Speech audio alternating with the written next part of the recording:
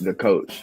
His name was Dustin Felder, because remember, it was an acting class I had never done. So he was like, stand-up comedy is your into the industry. Of all the teachers, I said the one guy that really made an impact that was palpable and tangible and gave me a different outlook was Bill Hall. My dad, he's been in law enforcement for over 20 years. He taught like the 4 rules of gun safety.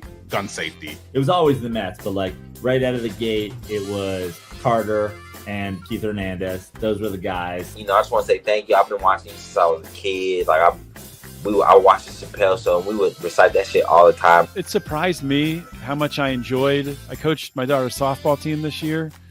It was one of the best times of my life. I dedicated this to Angela because I would not have done any of the stuff that I've been doing had it not been for her.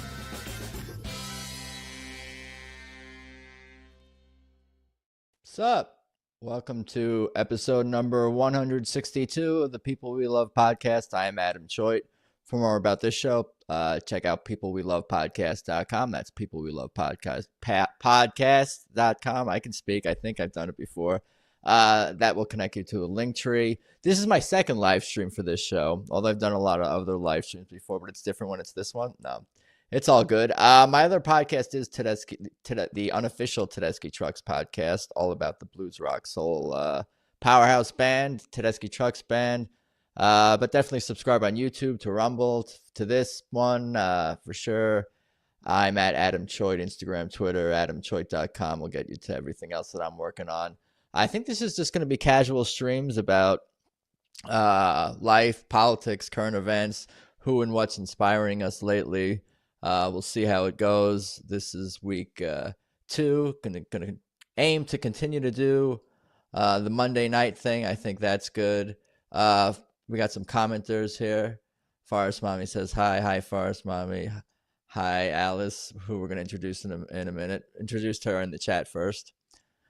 She was saying hi to Forest Mommy. I'll just do the play-by-play of that. Okay, let's bring in today's guests. We got returning Shawn and Osborne and Alice always, and it's good to connect with Courtney Brooke, and they'll tell us all about what they've been up to. What's up, y'all? You know, how you doing? Oh, what's cracking? How are we? Where are we? Why don't we start with the newcomer, Courtney? Where are you and how are you and what's cracking? Where am I? I don't even know. No, I am out in Washington State. And how am I? Well, that is you. I never really know how to answer that question. I mean, in the moment, I'm great because I'm here. This is lovely. I feel like my brain has been like in a fog all day today. So, you know, I might be a little weird right now, but that's okay. That's cool. Who or what or anything has been particularly inspiring to you lately? And we'll get into the current event thing later. But that is a great question because that's probably been my biggest challenge lately is finding the inspiration for whatever it is I'm doing in the moment. But, you know, I guess like things that keep me going. I do have 3 dogs, so they do keep me inspired to at least try to, you know, be alive. Pets we love. I'm going to change my show to Pets We Love. It's also shorter. That's probably better, and people love animals more. I'm going to change the format. I got this all wrong. Well, yeah. I mean, well, then like all of your guests have to have pets. Yeah. And then they can just showcase their pets. And if they don't have a pet, they can just find like a stray cat or like maybe a squirrel or something. I was going to say photos of their dead pets. There you go. I mean, that works too. But, you know, or maybe they might find a woodland creature that could come say hi. You know, I mean, if I leave my window open, perhaps a deer will pop its little head in and say hello. Yeah, no, I like animals, and I'm in LA, and they have the fires and there's devastation and all this, and I did notice that they have like at the supermarket. I'm gonna do it next time, but like you could donate pet food. A lot of people need help with their pets and all that stuff, so you could help animals. And oh man, what a big mess. And what about you? Yeah, how are you doing, Sean? Did the little segue to you, because I'm guessing you're in LA. Yeah, I'm in Los Angeles. I'm in Lincoln Heights, so I'm not any place close to the fires, thank God. But so the air quality sucks even more than usual. You do notice that it smells worse by you. Yeah. I mean, that first week it was pretty bad. Now it's back to its regular, just California air. Los Angeles air. regular crappy air. Yeah, I was gonna ask who or what's been inspiring to you particularly. I guess I get inspired things that piss me off, and the government here is pissing me off. But other than that, I guess in the last year, I've just been obsessed with the latest Judas Priest album. Yeah, I mean, I love Judas Priest. They're the reason I play music, and they've been around for like 50 years. So it's nice to see them put out an album that really rates as one of their better albums. Definitely the best album they probably put out in 25, 30 years. So nice. That's cool. I'm an old metalhead. I play folk music, but I'm an old metalhead. I love that stuff. Is there any overlap? What's the overlap between folk? I know I'm going to throw out a response also, but what's the overlap thematically or musically or otherwise? Like, what's a connection between folk and metal? And I'm going to say like the rebelliousness maybe of it. Like there's even like in certain eras of folk or metal, there's been a rebellion attached to it. But what do you think? Yeah, that would probably be a good thing. I just like good musicianship. I mean, if somebody can play, it's good music. So I'm classically trained, so I listen to just about anything. As long as they can play, I like to listen to it. But I do like that rebellious aspect. Metal's just some before the lockdowns and everything, I was just that libertarian that didn't like to be told what to do. So, I don't like to conform to shit. Yeah, I could see there's a little bit of that with maybe all four of us potentially in our own ways. Just guessing. Alice, how are you? Where are you? Is the game over? Did Notre Dame come back and are you got devastated from that ending? That didn't happen. No, they won. Ohio State won. Yeah, well, that's my husband. Cool. Actually, when you were doing the opening, he was like, "It's over," and then it was official. Like I don't know, like a minute ago. State morale. So. If you voted Trump and you root for Ohio State, you had some hell of a day. If you were like a Trump supporting Ohio State person. And we had an Ohio boy sworn in as vice president. So right. It's a good day for Ohio. It's a good day. What's with all those memes making fun of Ohio? I don't know. Have you seen those? It's like the best thing about Ohio is leaving, but I haven't seen that with another state. Maybe I have. Yeah, I don't know. I don't know what people's. I've traveled a lot throughout America, and there's definitely like prettier states with better views. But I'm like, I don't know. Like, I just feel like my neighborhood is just a normal, like older suburban neighborhood. I don't know what people's deal is. Ohio's got the best roller coasters in the country. Exactly. It has Cedar Point. So Cedar Point, and I'm a big fan of Kings Island and the Beast. That was always my favorite. Yeah, we have passes. We go and stay there, and we're not even that far from it. We go there all the time. We have the dining plan, the drink plans. We have everything. Nice. I love it. That alone makes it worth living in Ohio. Yeah. But I don't know why people make fun of Ohio. It's just like I don't know, a few cities and farms and some suburbs. I don't know. It's just a state. It's a state. I mean, there's like nothing phenomenal about it, but there's nothing horrible about it. So you described just like another state in the U.S. Like that doesn't sound like there's anything to make fun of. Just a state in the U.S. That's what you're making fun of. It's its existence. It's the fact that it exists. Yeah. They're asking about AV Tom. Is asking about Akron. You're near. You know what?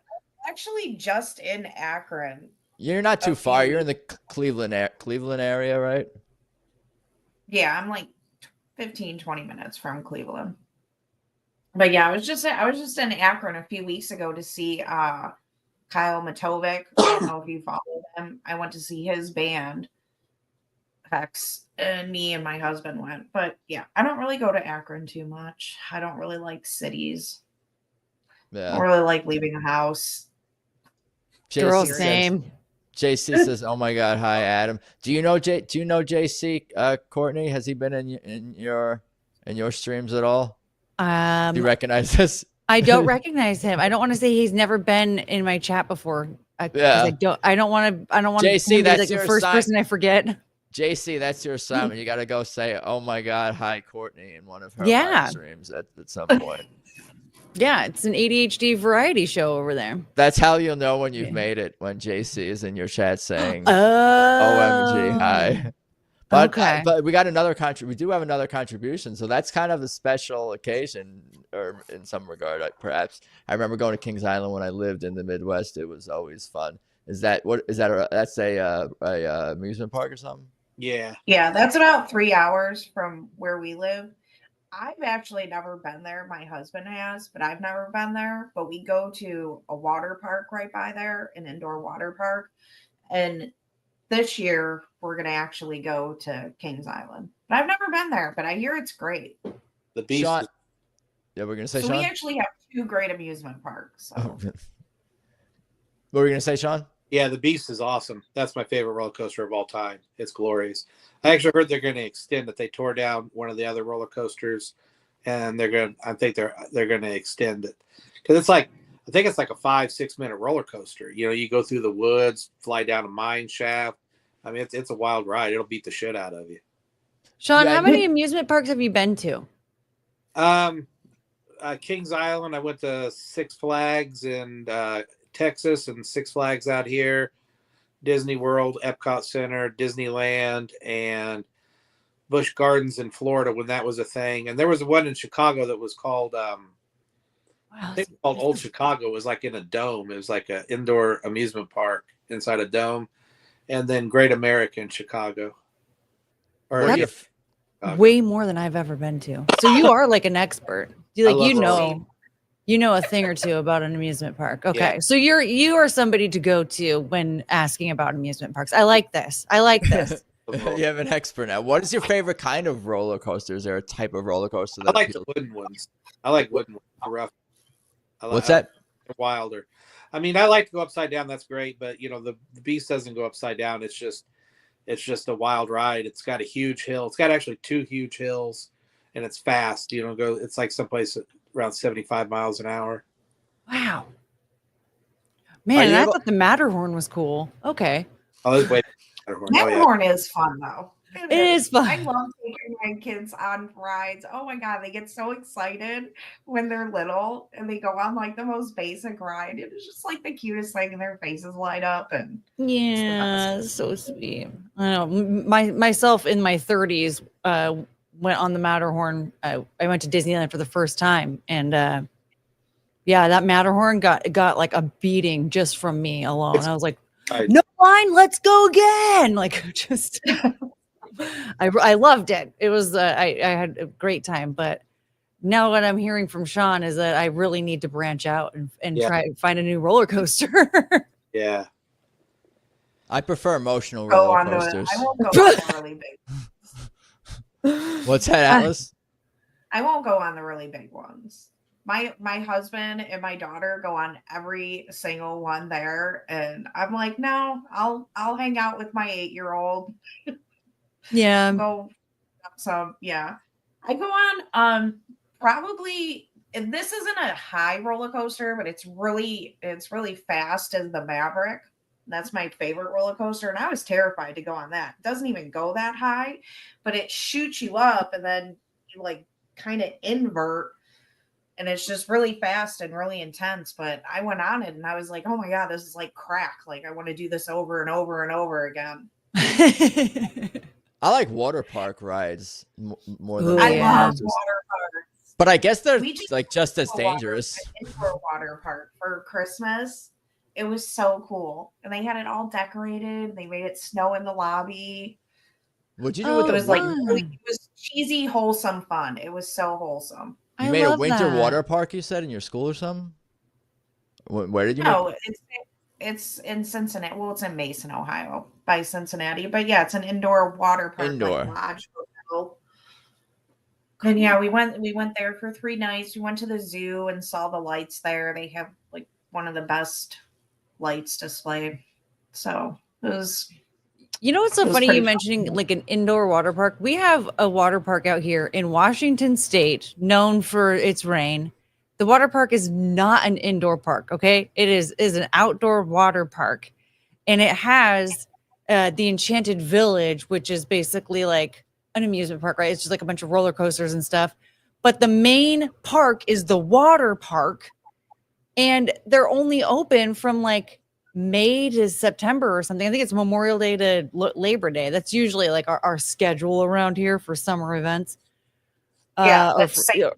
Yeah, or like, you know, but yeah, so like, but why? I'm just thinking, like, seriously, what are we doing around here at Washington? We decided that we were gonna have a water park and it was gonna be the main park, not even the regular roller coaster rides, like what I call the dry park. No, that one's not the main park we can have open year round. No, of course not. No, let's have the water park be the main park and only allowed to be open for a few months out of the year. Is it the only one? Is it like yeah?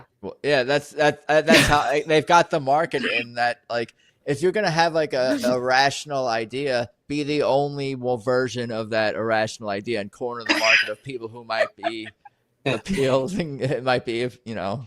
I mean, the thing is like people love it. Like people get season passes every year.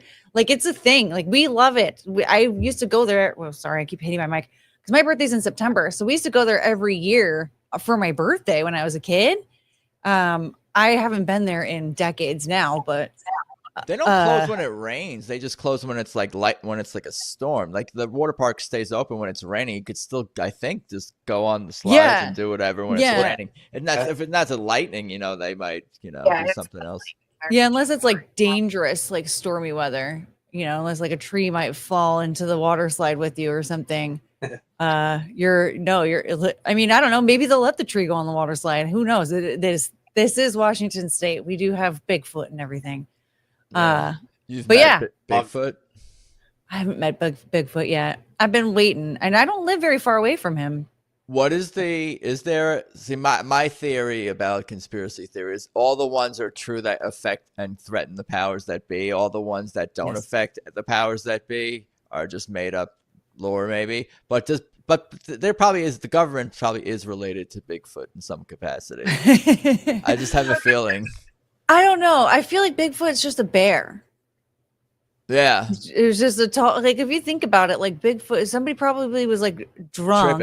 Tripping. Yeah. Like maybe they were on mushrooms or something and they saw a bear and then it's like, oh my God.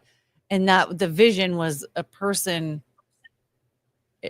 covered in fur basically. But it was like, no, I think you just saw a bear and just were under the influence of sorts. Is that how every supernatural, biblical, historical story and just takes on its life of its own through the generations and involving just people on drugs? Yeah. Have you heard Joe Rogan talk about Moses talking to the burning bush? Yeah. And how like it was like the smoke was actually like DMT. And so he was like breathing in the DMT and he was just basically like on a drug trip. But that's real to him. That's real. But who's to say that reality is not also just as real and valid? Whoa. No, I don't know. I mean, the thing is, like, it really put things in perspective for me. Like, maybe like people who are scoffing at the Bible might be wrong. Like, the Bible might have actually been real, and Moses was talking to a drug bush that was on fire.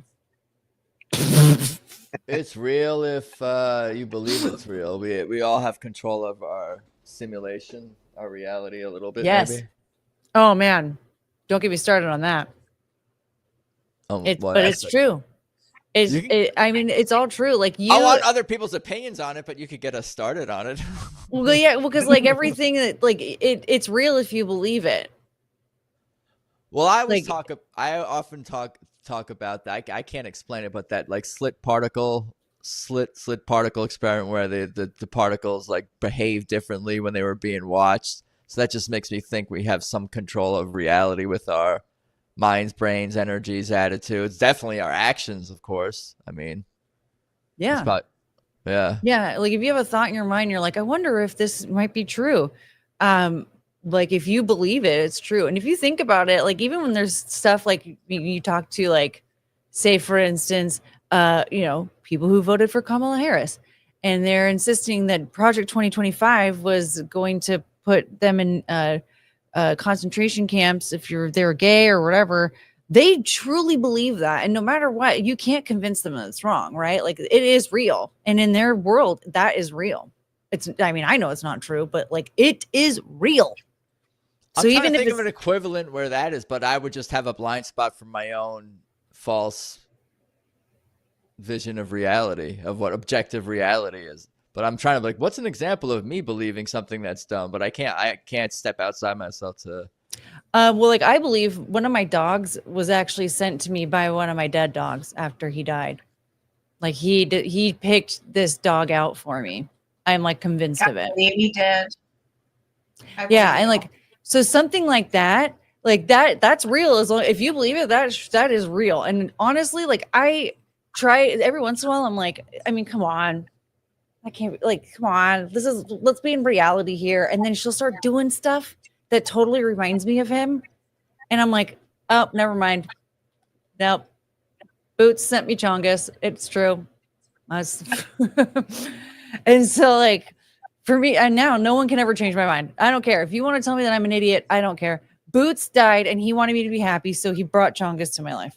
Younger me would have thought you more of an idiot probably, but not in a totally judgmental way. But now I'm like more of a believer and believe other people. Like I don't know, I believe what you're saying. And I remember Alice when I talked to you, you were telling the story about your dad, how he like sent you a song, like or whatever. And you like know what? That was definitely an out of body, unusual experience or whatever.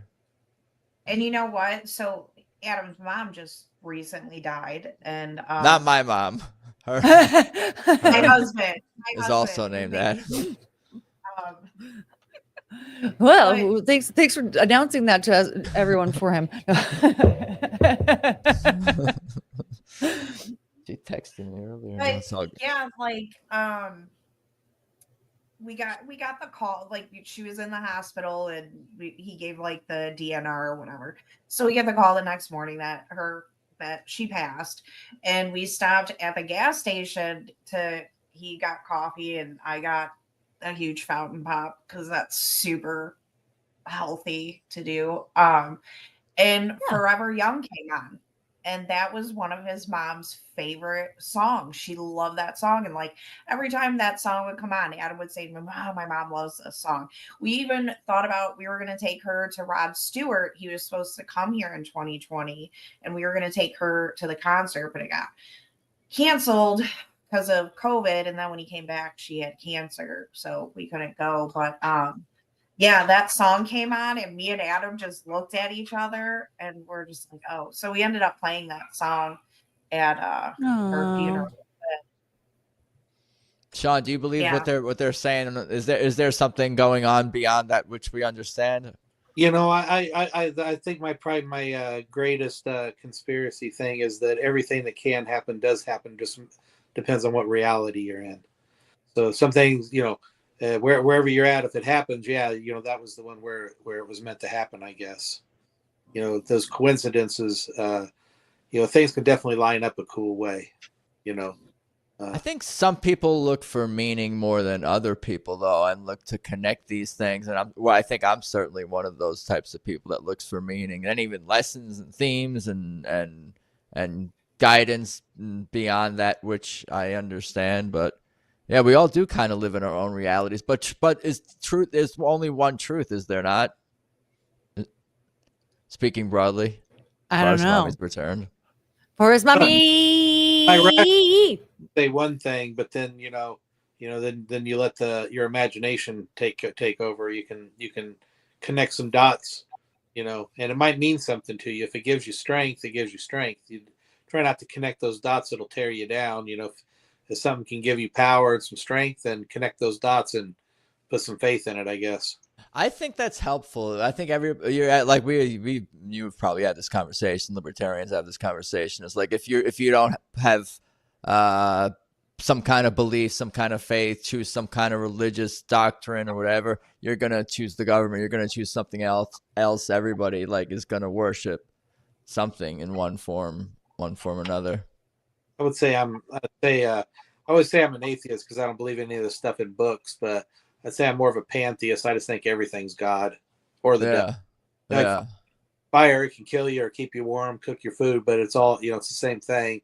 Electricity can shock the hell out of you and kill you, but it can charge the phone, Yeah. What do we think broadly about the I guess there was the inauguration today. That's a thing that happened, and Donald Trump survived it. Dude. He went in so nobody could one day at a time. He survived it. I can't believe he was just signing executive orders right then and there. He was just like, all right, here we go. And Did he this one? Yeah, that's what I'm wondering. Did he what?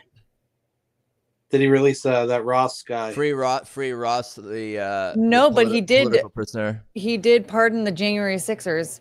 All of them?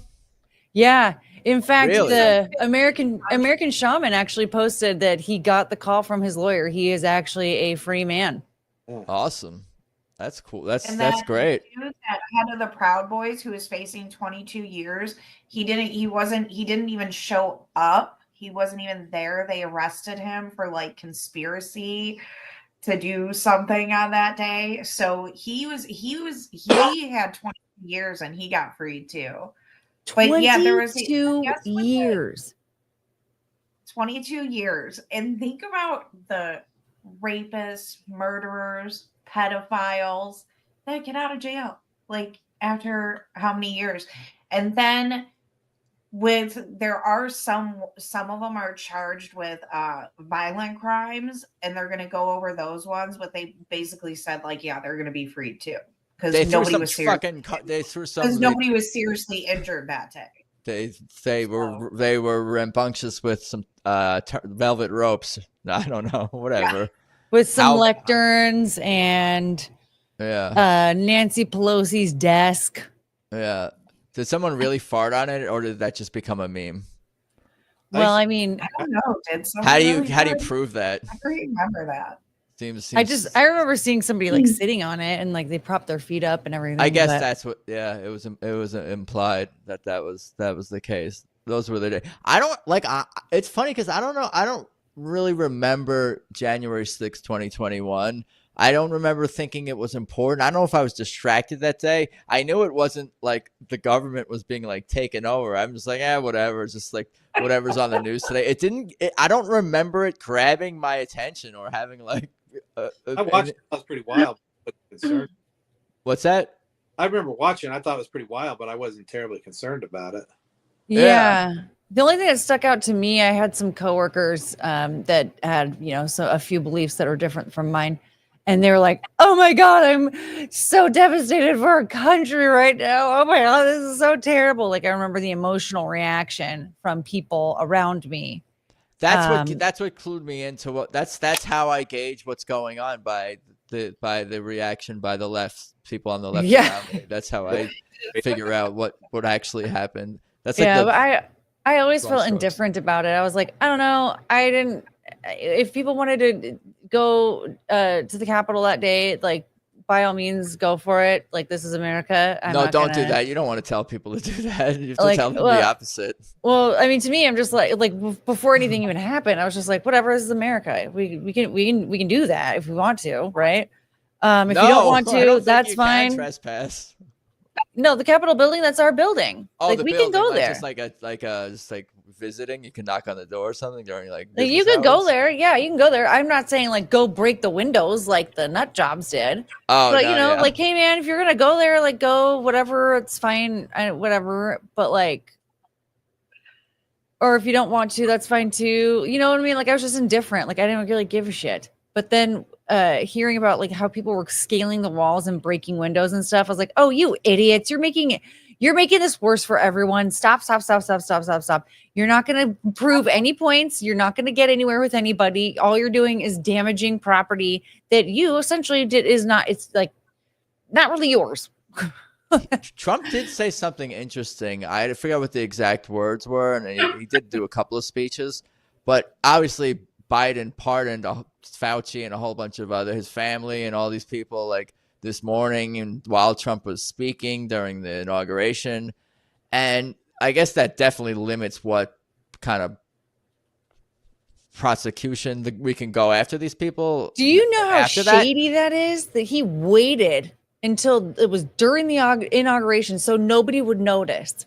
I hope that's not a surprise tone. You're just at a shit. Like no one's surprised. You're just yeah. No, I'm mad. I'm mad because like I'm not surprised that he's that scummy, but at the same time, it's just like, dude, I already thought we went below the belt with the Hunter Biden pardons and all that stuff, and then you decided to wait to pardon Anthony Fauci because these people that are in support of him, they're not gonna be questioning like, well, wait, what was he pardoned for? Because they're not even paying attention. They're too busy screaming that Donald Trump is president and they don't want him to be president. Trump, that's what they're just going to say that he pardoned him so they couldn't mess with him. They're not. I mean, personally, I think that's just evidence that he did do shit. That they were just covering it up. Well, can I get pardoned? I don't want to get messed with. I think Trump is saying they could do some sort of like there could still be some investigation or some sort of avenues to get some justice. Some potential avenues to get some potential justice seems still on the table based on the way I remember Trump phrasing that part of his, when he was talking about that must have been the second speech later in the day. But also, Joe Biden did not pardon himself. So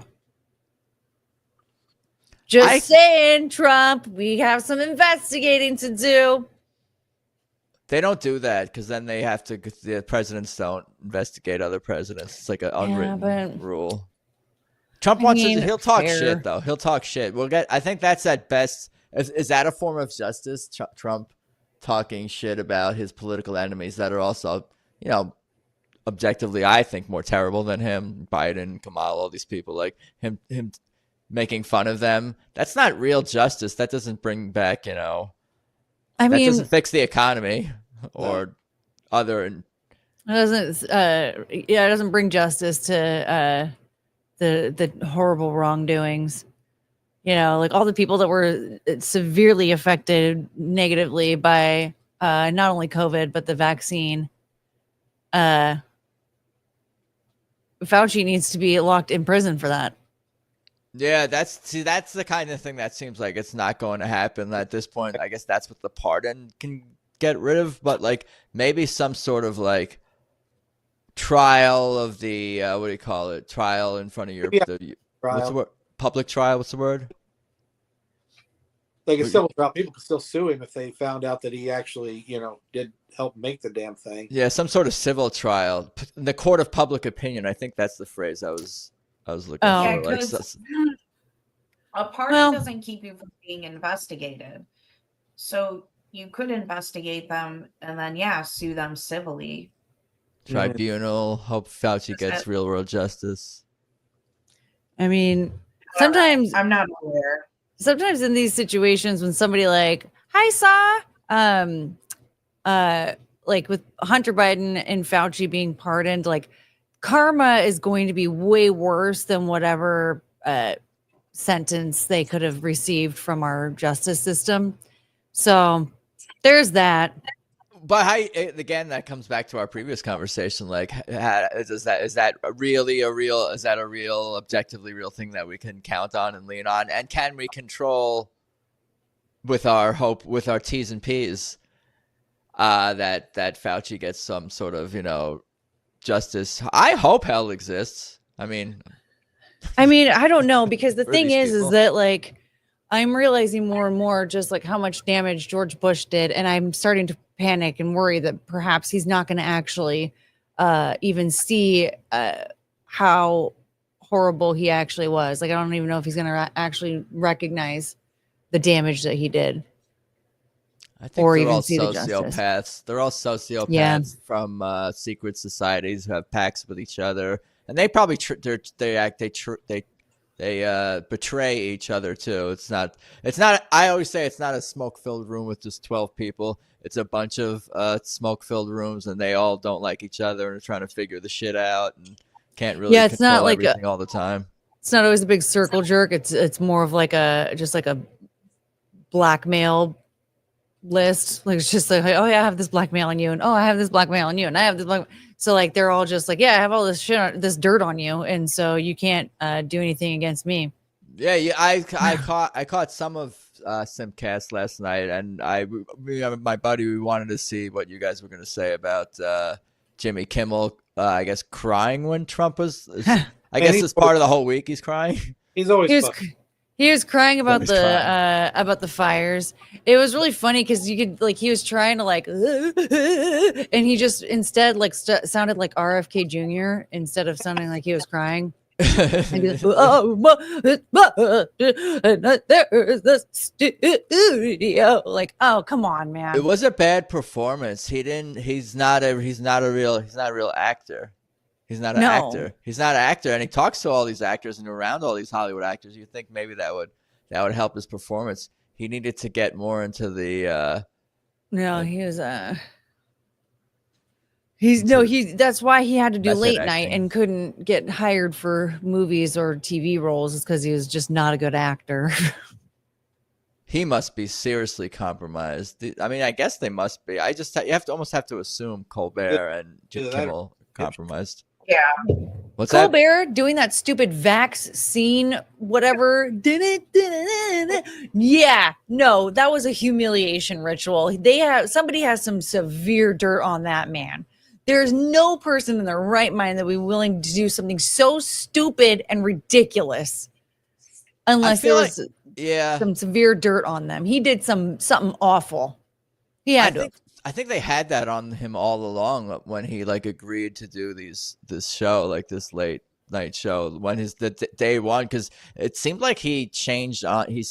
I don't know how much time there was in between Colbert Report and him starting on the whatever the late night thing was. Like he seemed like he changed on a dime. He was always more to the left, but would call out certain, things about the government and be a little bit more like I watched the Colbert Report and Jon Stewart more. They were more subversive and more anti-established, more anti-government even themselves back in the day. Like that's why I hate Colbert the most out of him, Kimmel, and Fallon and Seth Meyers and all those guys, because he's the smartest. Like he knows about the Federal Reserve and Epstein Island and like all this shit, like how deeply he's involved in these worlds or whatever. But he knows what's up. Oh yeah, more than he leads on. And that's the funny thing too is like the I guess I don't even know if we would consider it the left, but like Democrat voters used to be very anti-establishment. Like there was a point where like they were against everything that we're seeing in front of our eyes right now. All the stuff that we're seeing with like everybody on a talk show, right? The View, all the late night talk shows, like all that stuff. Like everyone they hate Trump. You're a piece of crap if you are conservative, yada, yada, yada. There is still a lot of that, even though it seems like there's some. It should be a game show. Like you have to guess who's truly evolved, grifting, or the thing is like they weren't. It wasn't like that before. It was really just like against the government in general, against the establishment in general. Now they're basically getting paid by 3-letter agencies to spout off all of this government rhetoric. That's the only people left who are still doing it. Who. The View and what's the other lady? She's a lady. I'll give her the benefit of the doubt on MSNBC with the short hair. Oh, what's her name? Are you talking Glasses. Rachel Maddow? Maddow, yeah. She like there's certain like people who are ingrained in the system. Oh, Joy you know. Reid. It's another Oh, one. what you were talking about? I think you guys had got to the point, but me and my friend were watching you guys talking about Colbert, and he was like almost like trying to give a warning that like he's going to be going away under the Trump presidency, as if Trump has like is this The Apprentice, where Trump has the authority to fire TV hosts of networks that he has no connection to, but it's because the ratings are they can tell that the ratings and the culture is not going to be able to support that or be interested in. Is that where the winds of the culture I think are going? that like everybody in Hollywood is so obsessed with themselves now that they all think that Donald Trump is thinking about them personally. Like Chrissy Teigen has said that, like, if he gets voted in office again, he's going to come after me. Robert De Niro. I can't tell them apart sometimes. Robert De Niro, he said that before. Who else? There were a couple of other people, other Hollywood actors that were like, if he's voted in office, I'm going to get, he's going to come after me. Joey Behar, I'm pretty sure, even said that once. And now I don't think deep down they're really afraid. They're afraid. I think they actually get off on like being so they can play victim. So that when he does mention their names, I'm convinced that they're just worried that he's going to release the Epstein Island list, and they're going to I don't believe. I'll believe that when I see it. I'm hopefully he did mention something about the JFK things. I just don't expect any of that. Oh yeah, declassifying all those files. Yeah, we're not getting no 9/11 JFK aliens, whatever. We're not getting any of that. That's not happening. They declassify the 9/11 files. I'm going to lose my mind. They declassified some files that I guess just further connected Saudis to it, but it wasn't anything. I think, show me the Mossad files. This is not going to last on YouTube. I don't think this. It's a good thing I'm on Rumble also. Whoops. Share the stream. Let's get to likes, share, subscribe. Tell your friends that every Monday night I'm going to try to do this and bring cool people together from curate these conversations and tell stuff. Everybody that we're talking about things that YouTube might shut down. I guess when I bring the three of you on, that's where and myself, it's likely where the conversation is going to go at some point. Just me, it's every week is just going to me reiterating that I'm this surprised we live in South Park, but maybe like actual South Park as the future that South Park predicted. But I don't know, maybe it is bouncing back with like some of the Trump stuff. Like we're saying, nothing's perfect about Trump or any of the, or whatever moving forward. There's things to be skeptical of and be on the lookout for, but it's okay to be optimistic, I think, and hopeful, and to even celebrate. It looks kind of silly. I'm not like a Republican, but like, no. I listened to YMCA today. Be optimistic. Wait, what? What did you say? I said I listened to YMCA today. Oh. I'm at the gym. I'm like, all right, let's. Have you seen the Bruce Jenner YMCA commercial? I'm afraid to. No, I haven't. No. It's very gay. Do you want to watch it? I can look and see if I can find it. Well, I don't know if my sound is gonna work, but I could try. I don't know I could try it. What does Sibra Paul say? As a former TS, what does that stand for again? TS Intel analysis. It's not all that cool. All the cool stuff is the stuff no one talks about. The cool stuff is the cool stuff no one talks about. What's cooler than, not cool is not the right word, but like 9/11 JFK aliens. Those are the big ones. That's not the big ones. There's more technology. I'm not thinking weather stuff. That shit scares me. Biological weapons. Oh man. Yeah. Courtney, yes, let's watch the YMCA the Jenner video. All right, I'll see if I can find it. I'm on Firefox. That's probably going to be my problem, that I'm not on Chrome. Well, I'm realizing that like it is going to get copyright struck because of the song. Oh, so yeah. We're already running into a problem. And at one point, they're in the hot tub and naked, and there's a woman with them, and you definitely see some booba. So Maybe maybe we have to do some editing first before we actually watch it, or we only watch like a little bit. I appreciate. You have to get deep into it before you get to the booba. So maybe we only watch 10 seconds instead of. I won't be sharing clips until I figure out how to do that. At least on my 87th stream. By then, I'll start doing stuff with sound. No, we'll get it going. Yeah. Well, what's up, guys in the chat? I appreciate y'all hanging. Boobs are cool. Boobies are awesome. Says boobs are great. Just YouTube doesn't appreciate them. See you later. Well, that was cool. Thanks, Adam. It was great to see you. We're welcome to the new show. Do you want to see Pets We Love? Here, I have one right around the corner. Come here, Chum. I booted myself out. Did you? Yeah. What did I hit? I hit next or back or forward? You canceled yourself. Oh, it was I like to see Alice show. laughing. That's funny. I always see Alice laughing. I think, are you muted when you're laughing sometimes, or you just smile and laugh? What? What's that? I said I didn't hear you. I was looking at the dog. What did you say? I said just sometimes it looks like you're laughing, but I don't hear anything.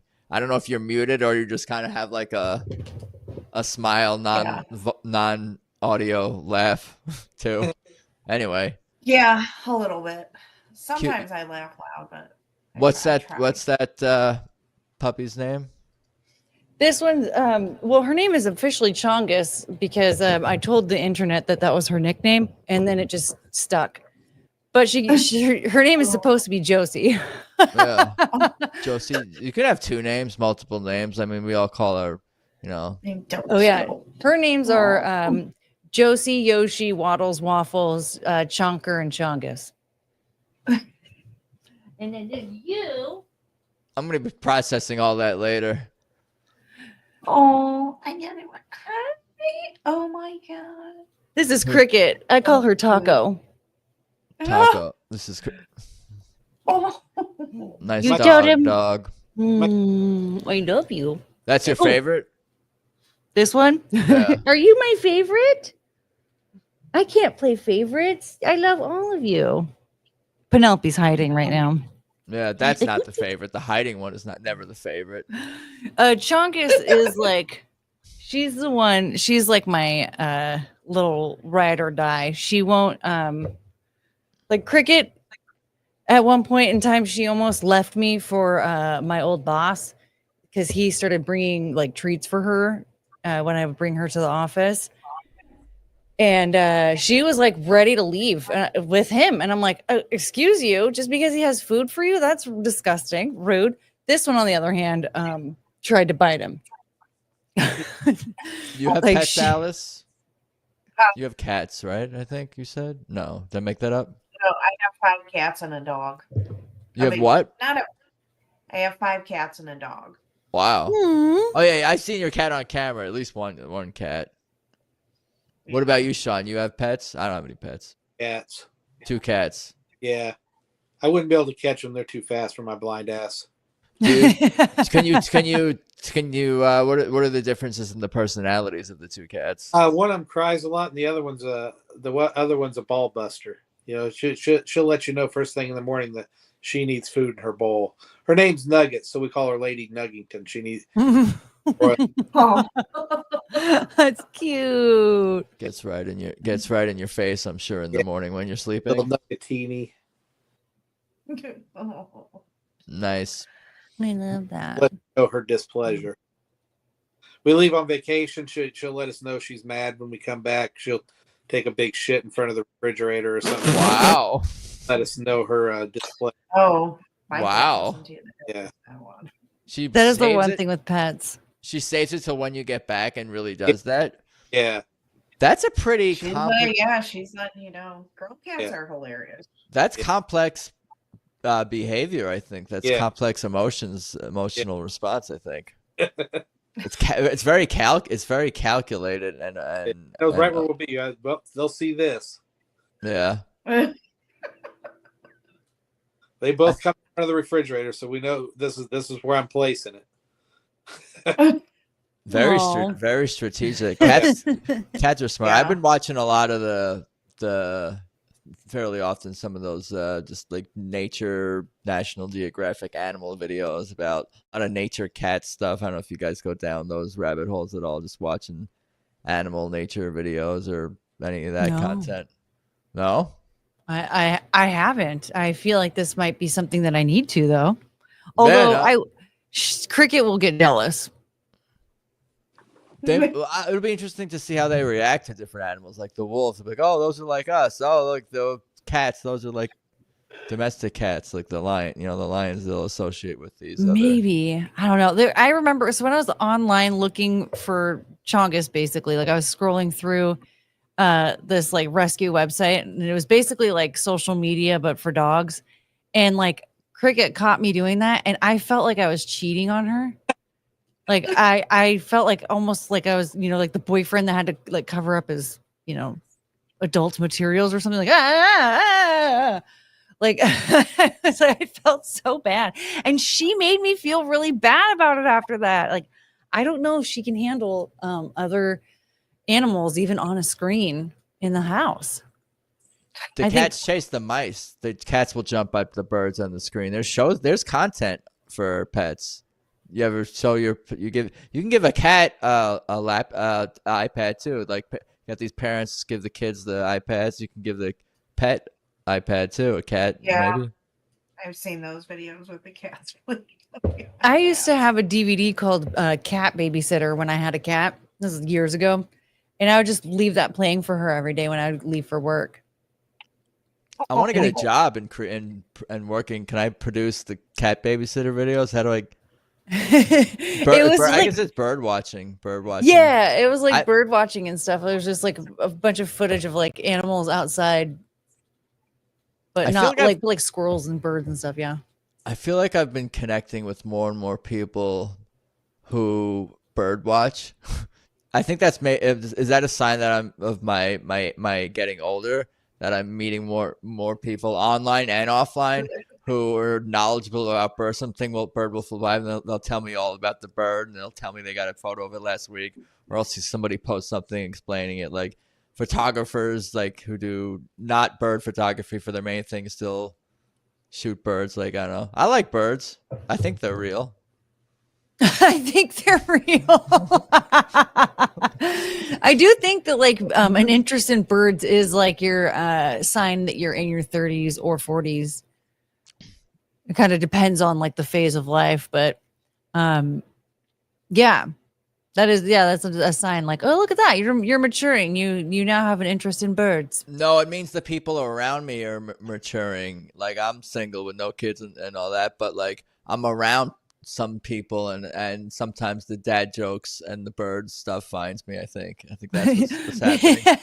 Maybe they're just trying to bring that into your life, just that aspect. Maybe not like you need to adopt it, but like you just need that to balance you out, Yeah.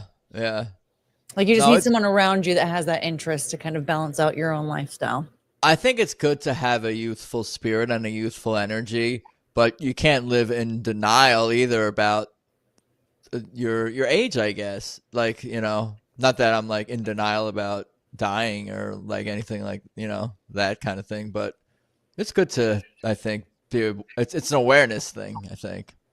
Yeah, I mean, here's the thing. I'm 39 in a unicorn onesie on the internet right now, so I'm not sure if I am fully aware of what my actual age is. Yeah, I see what you mean. I might as well be in the my version of that onesie in some regard. As we all, like, I don't know. It's a balance, like to I'm 45 and I still don't like birds. Oh, birds. And maybe maybe you will never really truly enter your 40s. Like I like some birds, like when birds show up in my yard and they are like perched on a tree. I'm like, oh, like look at the bird, like that's like nice and that doesn't bother me. But I think it's like because when I go to an amusement park, the birds when you're trying to eat are they're vultures. And I've seen it's pigeons, isn't it? No, it's not pigeons. Oh, I hate pigeons. There's I can't remember what they're freaking called. They're like small brown birds, but there's also these black ones too, and they'll just come and sit on the table and they'll just snatch food right from you. And I'm like, you little fuckers. One day we were eating at Cedar Point and I saw a bird shit on this dude's food. I'm like, no. Oh, okay, yeah. The ducks at Disney do that. They'll come try to get food from you. I like seeing when people like in the parking lot there, it's the seagulls that you get. But inside the park, it's these small birds and these blackbirds. But yeah, if there's like a cardinal or a blue jay in my yard, I'm like, oh, it's pretty. Yeah, like I hate pigeons. I would be happy if they all left. But like there's an owl that like lives somewhere in my neighborhood, and I like listening to him just like party it up at night. I was like every once in a while I'll hear just like I'm like, there he is again, just having the time of his life. I don't know if he has friends over, if it's just him. He's very soothing. I like him, but those pigeons, they can suck it. There are crows that I like to even like leave little treats for as I walk my dogs because they're mean to them, and I'm like, sorry, they're just stupid. Those guys are cool, but the pigeons can go to hell. The pigeons remember individuals, from what I understand. So you should be careful with who you say that to. Well, I know crows do. If pigeons do, or is that what I'm thinking of? Maybe I'm thinking of crows. Maybe they both do. Forest Mommy had a pet. There we go. I had a pet pigeon growing up that was so sweet, but he was a forest pigeon, not a city one. What does that mean? I was in Seattle. What was his personality? This was years ago, but I was in Seattle waiting to get on a bus, and a group of pigeons attacked me, got into my hair, and were like grabbing at my scalp. I had to like leave.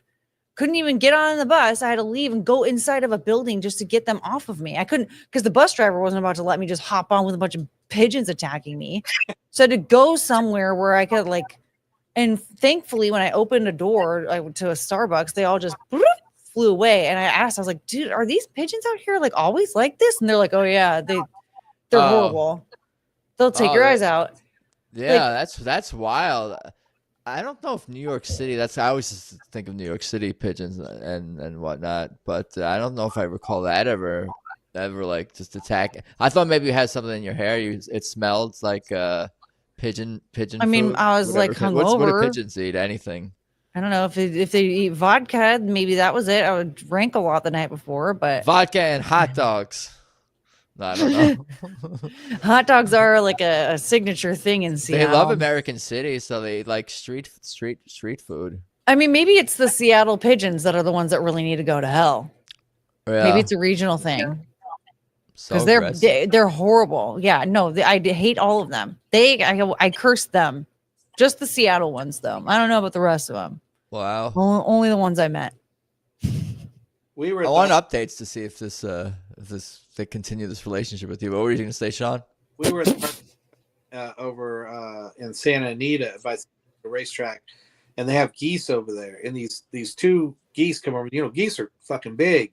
My girlfriend and I were sitting on a bench, and these geese came over. And wanted people to feed them. So this goose is coming up. It's honking. It's got its head coming up. And, my girlfriend's like, I think they want us to feed them. I go, yeah, they definitely want us to feed us. It's like homeless people. They're not going to leave us alone. And so we're laughing about that. And the goose back, it honks a couple of times and starts to walk away. But the one in front's a little more aggressive. And it finally gets pissed, and it starts to turn around. And then it honks a couple more times. And it took a big shit. And my girlfriend said, you think it did that on purpose? I said, yep, just like a homeless person. I don't know what it is with me and animals taking a shit in front of me or whatever, but that's what it is. An animal taking a shit someplace around me. Man. Shit stories. Yeah, I once met a violent goose too. I mean, I get it. Because it was like a little walking trail by my work. And so like on lunch break, going on a walk, this little guy, or big guy, he was very protective because, he and his lady had a couple little gooselings and he was protecting them. But my God, I'm like, I'm not even going anywhere near you. Go away. He would just chase me down the trail. I don't think I have any significant bird stories, but you were finishing. You were saying your story. Oh, I'm just mad at him because I'm like, I get you want to protect your family, but I'm not going anywhere near you because you're terrifying. Like, leave me alone. Ugh. So we learned birds are evil. I got it. Some of them, yeah. Like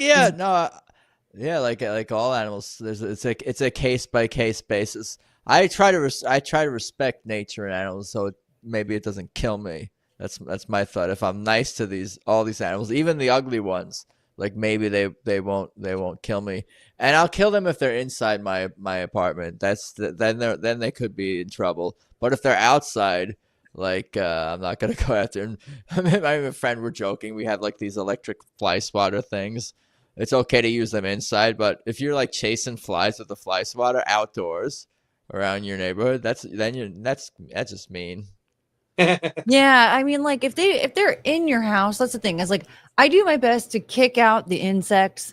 The only insects that I don't try to kick out are the ants. Like that's instant death. If ants come in. Ants and flies basically are. But like and roaches, spiders and stuff. Like I'm like, listen, I'm gonna kick you out. You just gotta go. You don't pay rent here. This isn't your home. You gotta go. And if it's defiant somehow, some way, then it's like, well. Like one time I was basically playing like ceiling hockey with a broom and a mosquito. Wait, what was it? No, it was a moth. And a moth. I was like, get out. Like just trying to get this thing to just go outside. And I'm like, okay, I have to do this in the dark because they're attracted to light and it's dark outside. So I'm like in the pitch black, just like, ah! And unfortunately he lost his wings. So I had to give him a burial because, well, he didn't want to leave the house, and I was just like trying to kick him out, but he didn't understand what I was doing. I didn't want to kill him. I just wanted him to go back to his family, and his family was not in here. Yeah, spiders are borderline. If a spider's by the door, I'll nudge it out, but if it's a long way to its exit, it might be in trouble. But it serves a purpose. It's supposed to catch flies and take care of other stuff. And spiders are cool. I guess I don't know which ones are the ones that can. How do I recognize the spider that can kill me? Recluse. Those will fuck you up. Which one? Brown recluse will fuck you up. My brother got bit by one of those. Fucked him all up. Those are the big ass hairy spiders, though, right? Probably. How they look like. I just know you don't want to get bit by one. My brother and my friend both got bit by one. And black widows, I hear, hurt like hell. They won't kill you, but a brown recluse will fuck you all up. Yeah.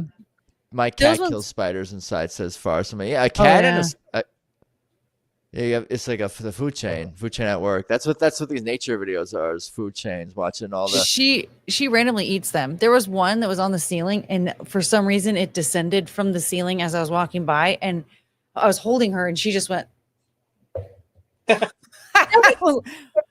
Oh my God. She just, and like it was the same thing with patio furniture outside. There was one that he just had his little web going like in between the legs on the one of the chairs, and she was just trot like she eats the spiders. If they're like hanging out in the in a corner in the ceiling, I just kind of let them do their thing because they don't move, they don't go anywhere, and I'm like, well, I'm not that tall. I don't have a lot of energy. I'll get to it when I get to it. And then after a while, I forget that it's there. Yeah. Then I'm like, I think I should probably get this thing out of here because it doesn't live here. But if I've had that thought recently. Just like I kind of looked up in a few corners of my apartment. I'm like, I probably haven't cleaned these areas in a while. There's a spider there. Am I too lazy to clean this up right now? There's like a web. I'm like, you can stay. And I thought I was just being like, dirty dude, whatever. Guy with dirty apartment, too lazy to clean up spider webs. But then you've changed my mind. You made me feel better about myself. Well, because they eat the other bugs that try to come in, right? And so, and then you get a cat like Forrest Mine to kill the spider. Like you got a whole food chain thing going. So every your own ecosystem. Yeah, well, yeah, I just wait for them to just come down to Chongus level, and then Chongus will eat it. Right. So he'll just like hang out there for like a week or so, and then it tries to go somewhere else, and then Chongus eats it, and then it's good. Yes, spiders. Do you guys ever watch those nature videos, Alice, Shawn, or any of that content on YouTube with your kids, Alice? They into that stuff? I do. What's that? That kind of stuff. But she's into she's into like reptiles and yeah.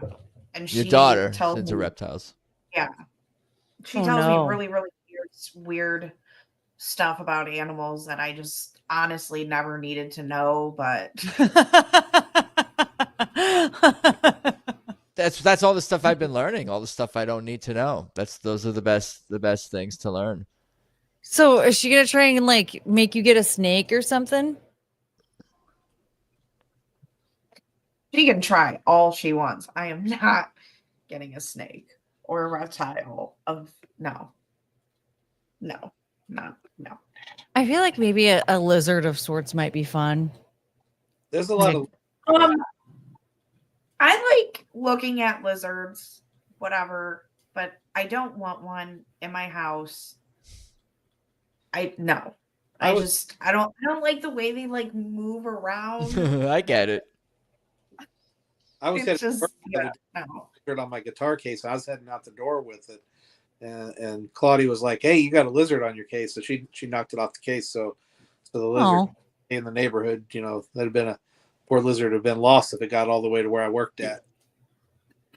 Oh, well, maybe he would have just been your new little like work buddy. Yeah.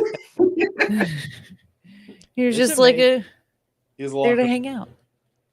It's just amazing how many different kinds of animals that there are on this planet. Like, I don't know. I wish I had I don't know, but I'm definitely curious if like there's another planet, if not like with all the exact same species or a similar variety, if they have that much variety, like lizards and birds and all the mammals and the reptiles, amphibians, the classes, species. Spiders and crabs evolved like 8 different ways on Earth, like in 8 different places, or maybe it was 6 or 8. Like those 8-legged things or 6-legged crabs, spiders, all these different kind of spiders. Like they evolved like 8 different times from different places, and nature came up with basically the same idea. So I think you'd be right that probably if there is life someplace else, it probably resembles the shit here. Obviously different, but it's weird to me that there isn't life on other planets like ours. But like, I don't understand. I kind of feel like it's possible that we actually lived on another planet. We used to live on Venus, and we fucked it up too much, and now we're on Earth. Sometimes I feel that about myself, that I'm not from this place and I'm just kind of like visiting. But we are all kind of like just visiting in some regard, are we not? That's true. I mean, I was zapped here from Pluto. That's been but it's probably been like 20 or so years that just seems to make the most sense. The first time I heard somebody say that they thought I was zapped here from Pluto. I don't know what planet it is. I'm guessing it's probably not in this solar system because it's too cold on these other, or too hot on these other planets. I would think that I'm from somewhere else. I like Alice laughing in her little square over there as I confess that I might be an alien. We all are. I'm convinced I'm an alien. When Bob Lazar was talking about how we made contact with this alien and it was 7 feet tall and it looked like a humanoid and it had blonde hair and blue eyes, I was like, oh my God, that's probably my uncle from another planet. What's his name? I thought for sure like that. Those are my people. That's who I evolved from. Are we going to Mars? I don't believe it. We haven't been to the moon since the first time we're there. If that happened, and now we're going to Mars, I don't know. Isn't it way further? Like way further. Yeah. It takes like 3 months to get there if they went. Oh, that's not that long. Let's go. 3 months. I mean, that's like just one. It's too cold though. Remember Elton John talked about that. It's warm In enough Rocket Man. some of the time in some of the places, I think, but mostly it's cold. I don't even feel like it's warm enough here where I live most of the time. It was 23 degrees today. I almost lit my house on fire. I wonder if it's more likely if we have to survive in the future that we'll end up like in another dimension, or like we can time travel to Earth to a safer period. If Earth becomes inhabitable, we have to just go into another dimension. Why you got to go into another planet? It doesn't have to be a geographical destination. It could be a portal of sorts. Do you know what Biosphere 1 is? No, I guess not. It's in Arizona, like outside of Tucson. It's like they built like basically like it's a test thing for like building not a space station, but like a domed thing on another planet. Like if we went to Mars, had a little ocean built into it so they could have their own ecosystem. They could plant stuff, have fish in it and everything. And when I was in Tucson visiting some friends, I thought, oh, this is going to be great. Let's go check that thing out. We thought of this one night when we were out drinking. This is like in the early, when I was, I would drink a lot of vodka, and we just drank entirely too much vodka. We'd made this plan. We're going to go see this biosphere the next day. Well, it was 120 that day, and 95% of the tour, 98% of the tour was outside because you can't go in it. Oh, it was the worst fucking mistake we made, man. It was terrible. And oh God, extremely pale. So if I'm out in the sun more than 15 minutes, I'm going to get fucking burned. I was destroyed that day. It was terrible. It was interesting, but it was terrible. But yeah, they were working on that. It was really cool to see it, but fuck, man, we picked the wrong day. Man, I think Paul 12 in the shade. Yeah, well, I was gonna say for Paul's podcast, his show, Sibrev, I ended up watching Biodome. They made me watch it. I'd never seen it. That kind of the Pauly Shore movie. I don't know if you guys have seen that. I've seen Biodome. It's basically what so. Shawn's describing, I guess, living in some kind of like some self-contained like weird ecosystem. It's not a good movie. It's terrible. There's movies like that I think some people think might be, and I don't know if that any of them said it on the show, but like in these words, but like I think nostalgia the line can be blurred between what's good and what's nostalgia for us. Like, you can watch something that you watched as a kid or when you were younger and think it was good, and then now think it's not good. Even outside of it being like maybe not timely, like things can be less timely, but like you can just realize, oh, that wasn't actually good in 1993 either, or in the year in 2006 this wasn't good either, whatever the case may be. Oh yeah, that's a problem I run into all the time. I'm constantly like, Limp Bizkit was awesome, and everyone's like, no, they weren't good then or now, and I'm like, are you kidding me? But they are, but it's just nostalgia. That's what Forest Mom essentially was saying, because she went to some Creed show over the summer, and she was talking about that. How I think she mentioned ultimately it is like nostalgia. It's fun nostalgia. Not that these bands or these music can't be they have to have some amount of talent and competency and and skill to get where they are. But I guess for a fan, what's connects you to certain things is the nostalgia, perhaps more than the quality, so to speak. Man, well, especially with bands like Creed, like we were all told to hate them right off the bat. So that's, I mean, that is a deep nostalgia moment. Cause like right now, I mean, I probably would have a blast at a Creed concert, but I was told not to like them back in the day. Remember how much everyone hated them and Nickelback and shit? I think that came later. I think when they first came out, they were sort of popular, and I think they overplayed them a lot. And his voice just started to I just didn't want to hear it anymore. Yeah. Right. There's something to that. Yeah. There is that oversaturation of a new artist. Yeah, I mean, especially when Higher came out, when that song came out.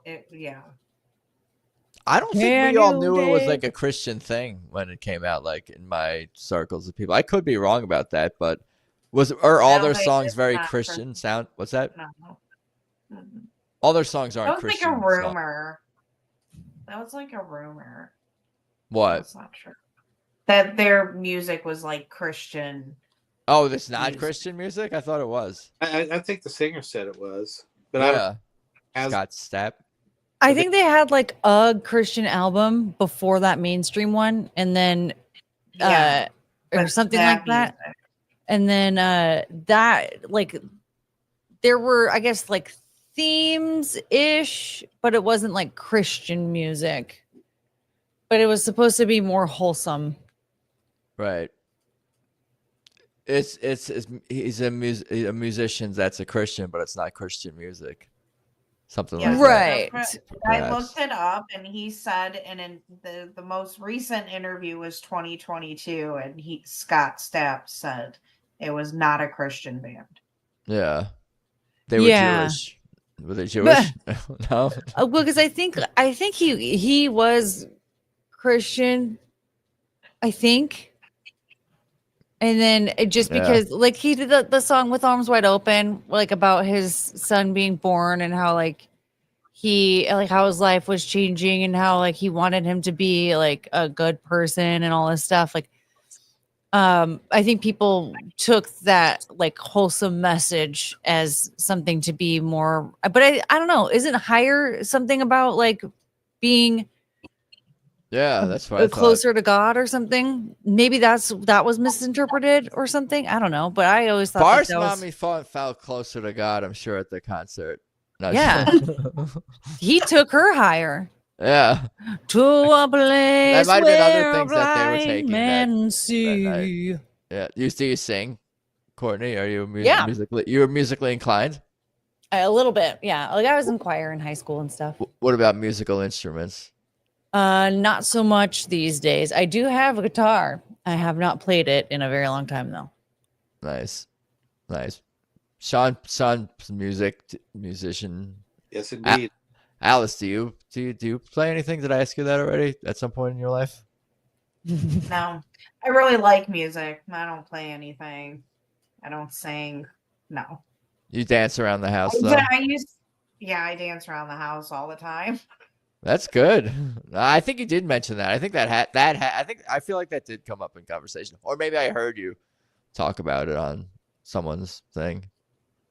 Yeah, I dance pretty much. I mean, I dance every day. I annoy the kids with it, and yeah, It's fun. a meditation of sorts. It's I think it's healthy for the Good exercise. I would Yeah. probably, honestly, the way I eat sometimes, if I didn't dance as much as I do, I'd probably be like 20 pounds heavier. it's good for the health. Everything, It is. physical health, mental health. It is. It's fun. You're like bouncing around. Like, yeah, it is fun. And yeah, I let my kids just absolutely love it. They don't get Aw. so sometimes my son, he'll dance with me, but if he's watching TV and a song comes on that I like and I start dancing, he's like, "Mom, stop. I don't watch this." You're But, embarrassing yeah. me, Mom. Yeah. In my So my own daughter- living room. I was gonna say, yeah, my embarrassing daughter's me. 14, so it's like hit or miss. There are like some songs, that'll come on and we'll be in the kitchen and she'll kind of dance, around the kitchen a little bit with me, but some songs will come on and I'm getting all into it. She's like, "Oh my God, Mom, just no."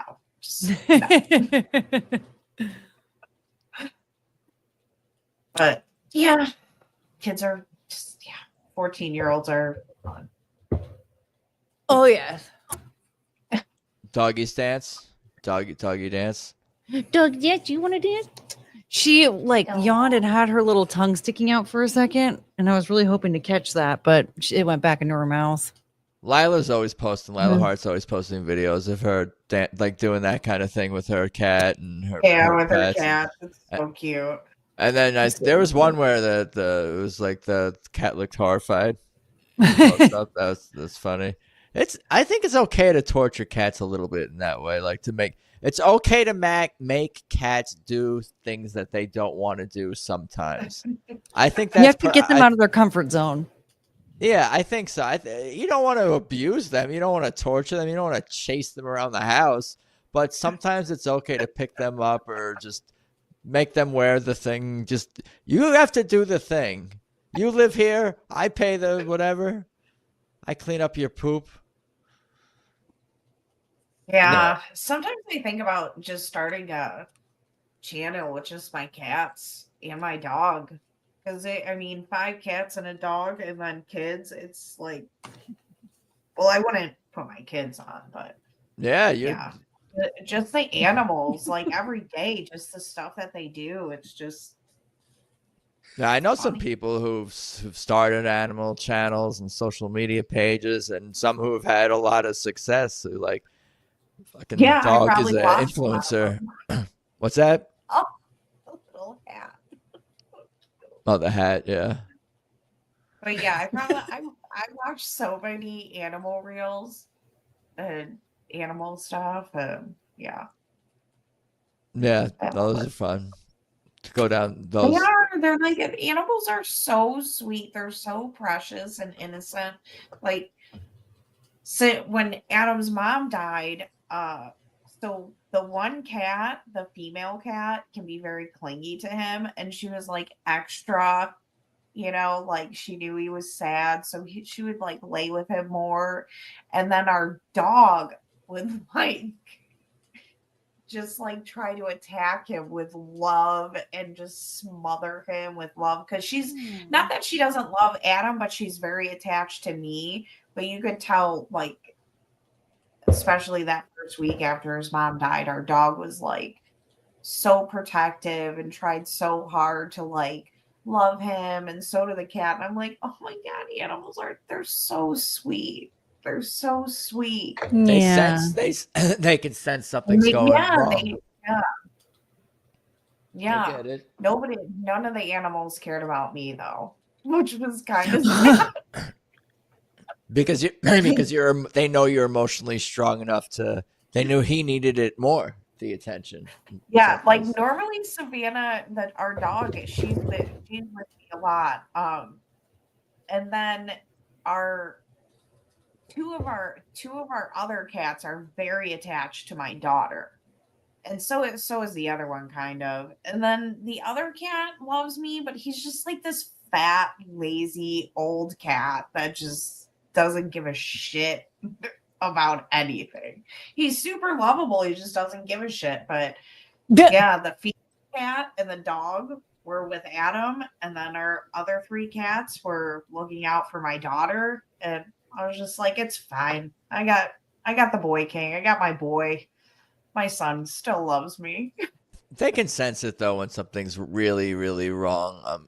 I'm sure. I feel like sometimes when I tell people if they're dealing with some kind of thing or whatever, I'll be like, "Oh, I'm not worried about you at all. Like, you're gonna be fine. You have nothing." I'm not like, to tell someone that you're not worried about them and mean it as like a good thing. I think is that a thing, or is it better to be like, "Oh, I have deep concern about you, not about you, but you know what I'm saying?" Yeah. I mean, I know, like, I'm not worried about you. I don't care about you at all. No, that's not what I mean.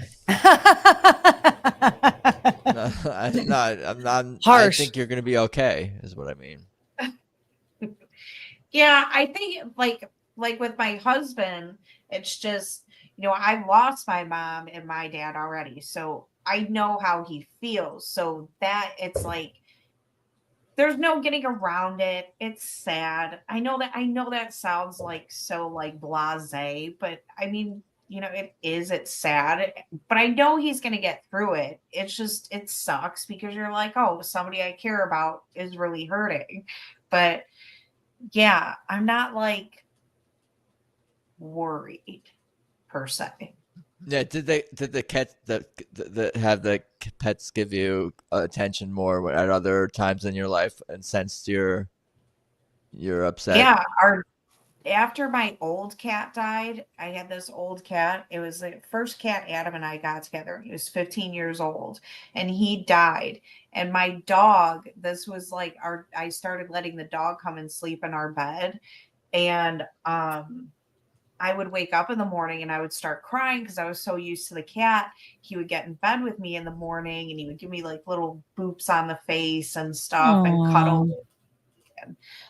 So I would wake up in the morning. That was the first thing I would realize, and I would start crying. And my dog started coming up and curling up next to me and like wrapping her little paws around me. It was like so sweet. Yeah. Oh, what a sweet baby. So she does love me. I just this week she knew, or the past few weeks she knew that my husband needed her more. But yeah, I was like, well, fuck all you other cats. Like, what the fuck? They also know when someone's like sick or injured. I remember I've had cats that will stay with you if you had an injury, you're in bed, you're not feeling well, whatever. Good for the blood pressure, good for the health. Except when you have bad pets, that can be stressful. When they're shitting everywhere and they're mad at you. Yeah. My dogs, I swear, the only times they do anything like that is out of protest. Like during winters, I don't walk them as often because sometimes it's 23 degrees outside and it's not good for any of us to go on a walk. It's Cricket. 3 degrees. And Cricket will like purposefully like pee on the floor in front of me or like poop on the floor in front of me. I'm like, even if I let her in the backyard like 4 or 5 times, she'll just come right inside and be like, hey, by the way, you haven't walked me in 2 days, so are they able eye to contact with you? Is technology able to translate what they're thinking yet? Weren't they working at that with the monkeys? They can do something like that. Like forget Mars. Like tell the dog be able to tell me what it needs before it poops. It needs a walk. Yeah. So now I'm like, okay, so what do I do? Like create some sort of like indoor walking area? Do I get her a doggy walking pad? Get cats instead. No, I don't know.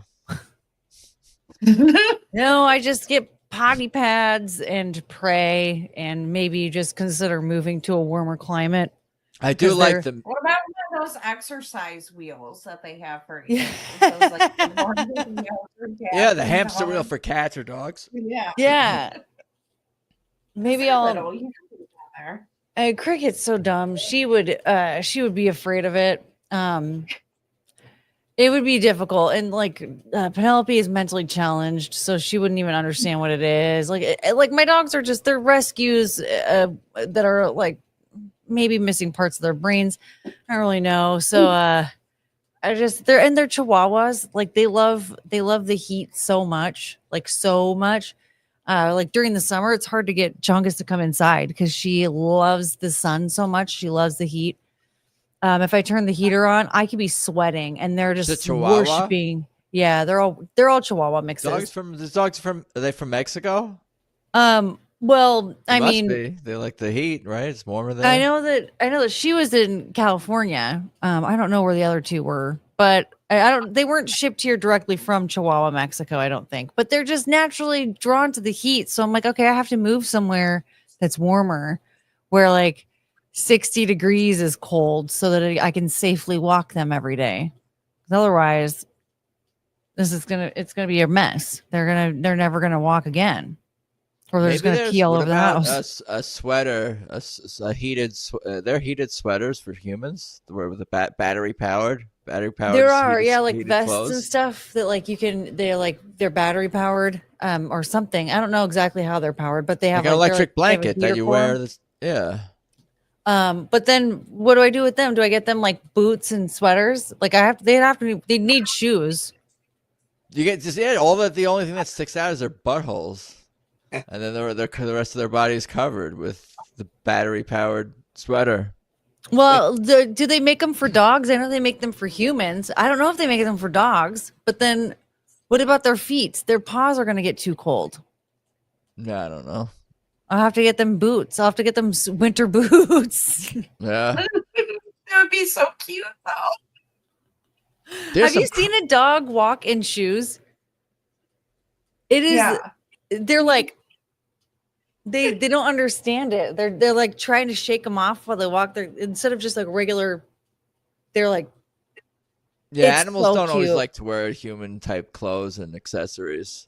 Especially Have the you noticed that? shoes. Yeah. Like it's a gamble when it comes to a shirt with these guys, but in boots, when I had boots, oh my god, he used to he would just wear clothes all the time. He loved wearing clothes. He had a pair of Christmas pajamas that he would get really pissed at me if I took them off, but I had to. So sometimes we fought, but with shoes though, shoes it's a whole different ball game. They hate shoes. I think that since the beginning of time, humans have been trying to put clothing and accessories on animals. Like, I don't know when we started to domesticate animals and have pet cats and pet dogs and whatnot, but I feel like pretty early on, if we weren't eating them, we're putting a hat on that cat, a hat on that dog. I want to see what my necklace looks like on that monkey. Imagine like this, like I'm imagining like a wilderness story. Like someone is like stuck in the forest during the winter, and they make friends with with a wolf, and that's when they first start learning that they can domesticate the wolf and turn it into a dog, right?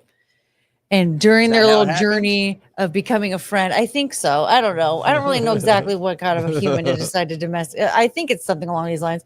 But during this journey of them being out in the wilderness, and the wolf is protecting the human from the all the other wildlife, and the human is feeding the wolf and all this stuff. And he nursed the wolf's injury. That's how they became friends, right? He's like, oh, this guy's safe because I hurt myself and he helped me back, whatever. But then one day the dude's like, I think he needs a hat. I have a hat. I need him to match me if we're going to continue this journey together. And then he gets the wolf a friggin' hat and a jacket. And he's like, all right, cool. We can go on now. You can continue protecting me while I feed you food. I don't know. It's such a stupid thought, but I feel like that had to have been part of the process. No? I saw a cartoon That's where humans take it. Where the comic strip was like showing the dog saying, look, I bet you I can make that guy clean up my shit. And the guy was like, oh, look, I think I can make that animal do tricks. So the guy makes that, and so the animal rolls around and does the trick, and then the guy cleans up the dog shit. And it was kind of a mutual thing. Both animals kind of tricked each other into doing what they wanted. Yeah. There's something. There's a deep thought in there somewhere that I'm going to be. How that a lot of these transactions are mutually beneficial, and I can sometimes lose sight of that in my life and just certain things that I go through. I'm like, oh, I can sometimes forget. Oh, don't you know that person is actually getting something out of this too? It's not just about you trying to whatever. I don't know. Life is interesting like that. Yeah, it's true. Yeah. What a journey. What else be going on? What else have you guys been up to this week? Anything exciting in our lives? I guess just try not to burn, try not to let your kids burn down the house, try not to let the dogs burn down the house.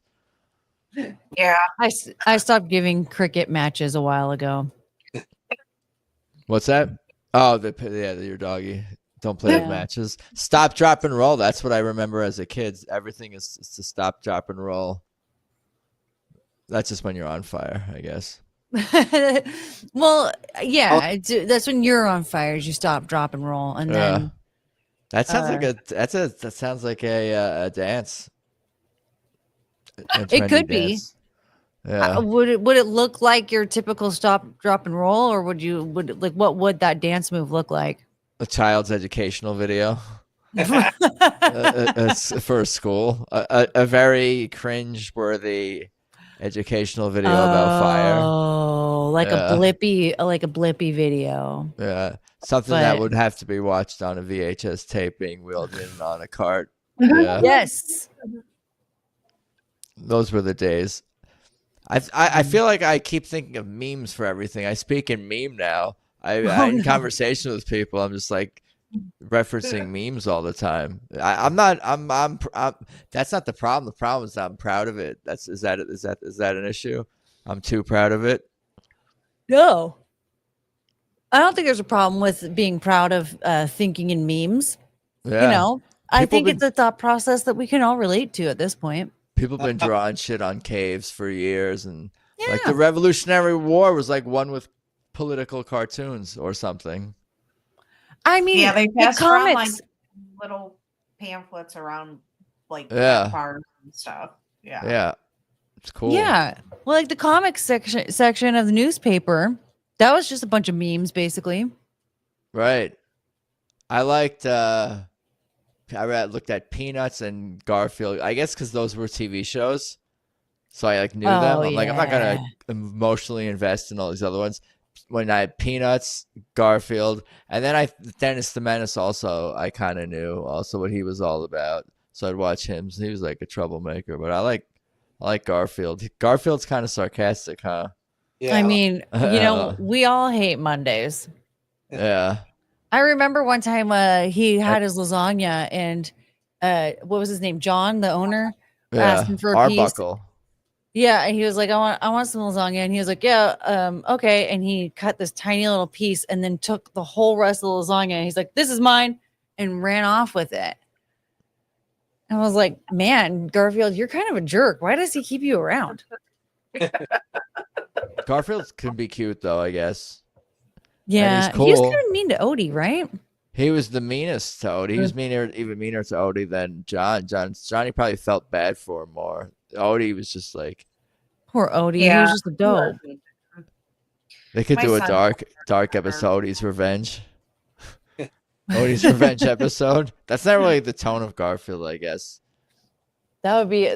I bet you once the licensing is up for that, someone will probably turn it into a horror movie.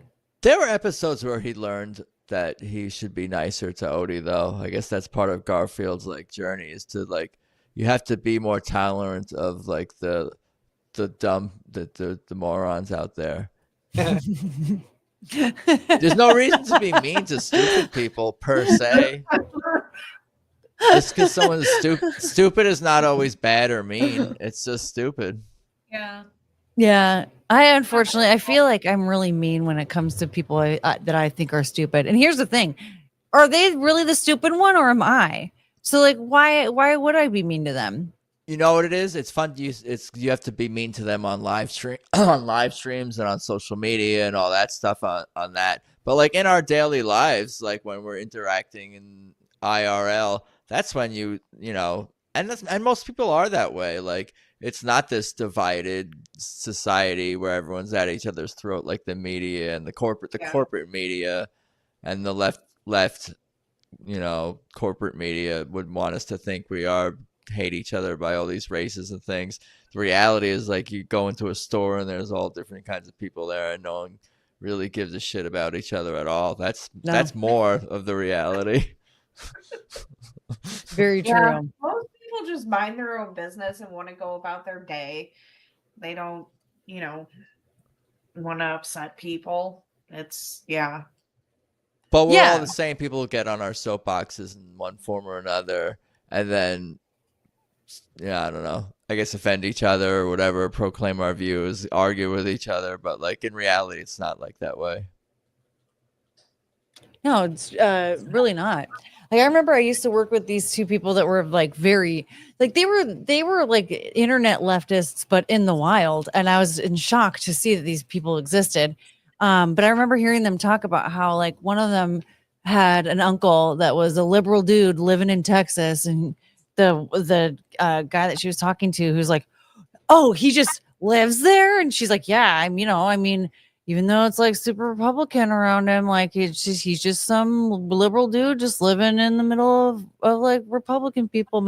Yeah, because he's not the only one that votes blue. Okay, in Texas, there are other people out there that think for themselves and decide that they would prefer to vote blue than red. Okay, whatever.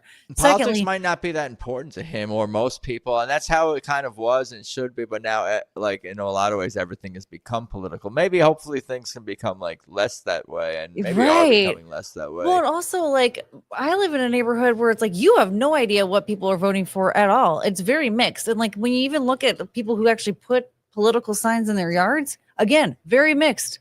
It's not the same candidate over and over and over again. It's some are Republican, some are Democrat, but like, and we all just live in the same neighborhood as each other, and it's crazy. We get along when we run into each other, and we sit and chit chat. It's fine.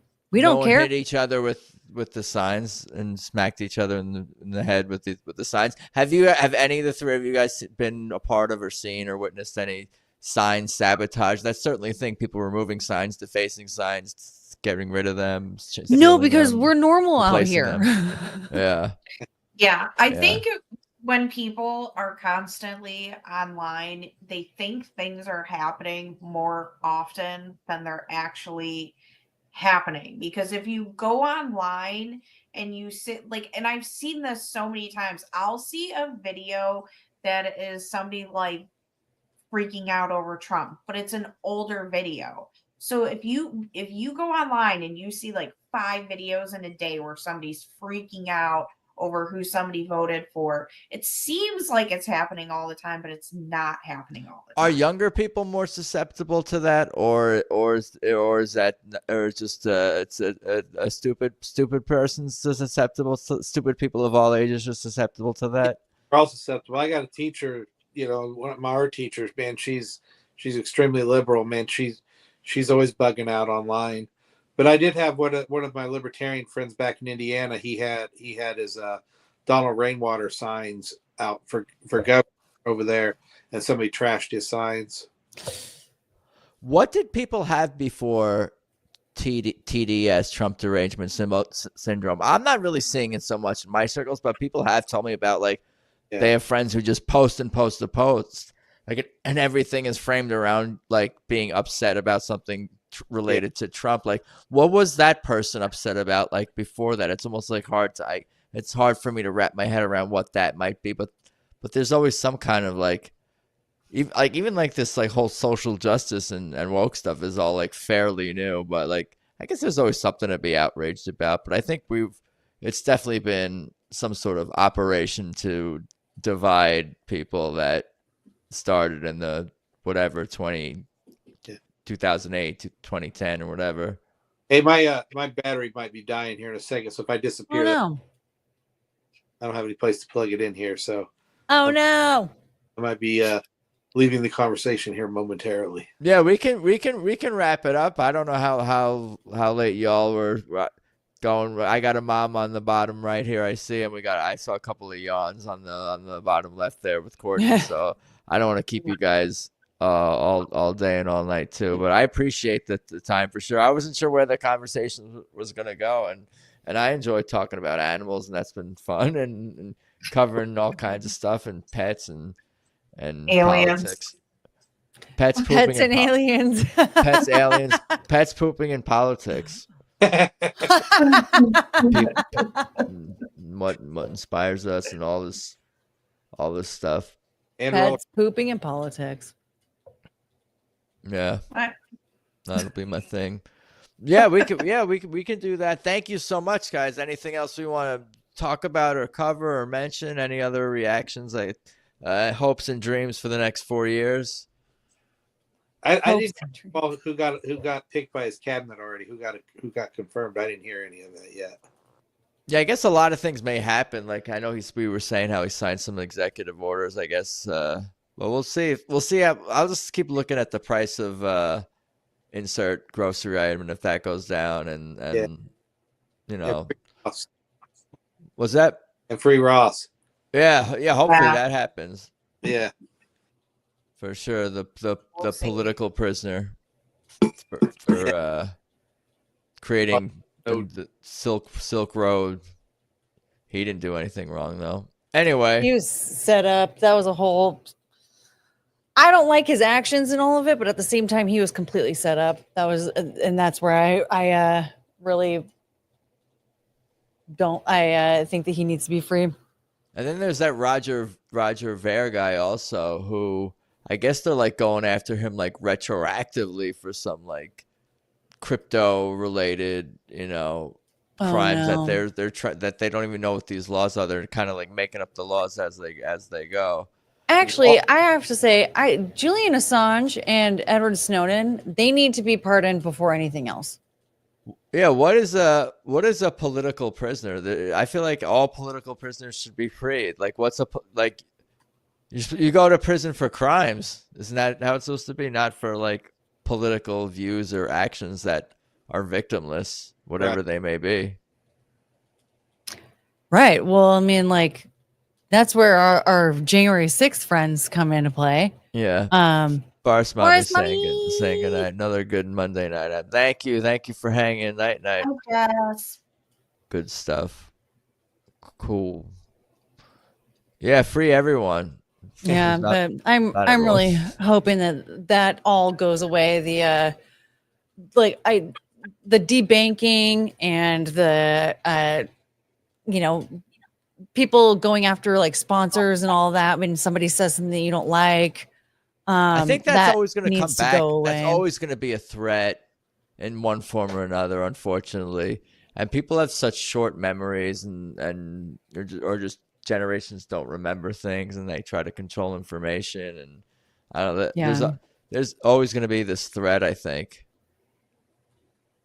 Well, it needs to go away. It needs to no longer be a thing. Because especially like something like debanking, like what are we serious right now? Like taking away stuff like your right to just go to stay at a hotel or an Airbnb, or like again like having a bank account. No. Like we got to draw the line somewhere. Yeah, that's scary. That's scary that they can control that. That's what they want to control, so they can you tweet the wrong thing and they could turn off your bank account, turn off your oven, turn off your electric car, all this stuff. Like, not that today is not ultimately good, and it's good that Trump won and Kamala Harris is not president. And then there's some things to be hopeful with Trump, but I think he's not, and he's not going to be president forever either. Even if he does a good job in general, like he's, there's going to be a future after him, whether it's a Democrat or Republican. And all these people do is want to make money and control. Oh, Shawn's out. He died. Battery died. That's all good. Yeah, no, we'll see. We'll see, but we live in interesting times. You ever feel like, I was going to say, ask if either of you ever felt like you would prefer or would rather have lived in like a different time, and if that's changed at all, and are these, how do you describe our current times? I mean, it's a wild one. I honestly, it's hard to say because sometimes I feel nostalgic for certain things and actually like wish that I could have lived during a different time because of, I don't even know why exactly, but I think about certain things that were like a little bit more special during a time that I wasn't even around. Your childhood, you want to be your current age at your childhood age or something like that? Oh yeah, kind of. Or like, and sometimes I even think like, God, I wish I could have bought a house like in the 60s or the 70s. Like homes were just so much better back then, and like, just things like that. But then I think now that's the Biff from Back to the Future thought. Like, or whatever, I can go and bet on whatever, for financial gain, to have knowledge, have pre-knowledge of something. But I guess just from like an emotional, like, I feel like I should have lived in the 60s. I wish I could live in the future. Or I wish I could go back to like. Well, but like now I just think indoor plumbing changes everything though. There is that. But like, because I really love the history of certain things too. Like there's such great history behind like big landmarks, like say, for instance, Coney Island. Being able to experience that like right when it was created, that would be cool. But at the same time, I don't know. I think like right now, I do think we do live in a very privileged time, and I think that what ruins it is that we forget just how great we have it. And so I'm just hoping and praying that these next 4 years really shake more people awake, and that when we finally have when we have our next presidential election, that we actually have good candidates instead of the shit that we've had over the last couple of evils. Yeah, I don't want to pick the lesser of two evils. I want to have a hard time picking like which one's actually like better. But I hope that whether it's a Democrat or Republican, that when we're all voting, that it's not because there's an R or a D next to somebody's name, but because it's a good candidate and people are collectively wanting what's good for the country. I really hate that like "Make America Great Again" has become such a negative thing, because America was fucking awesome at some one point in time, and I want us to be that country again too.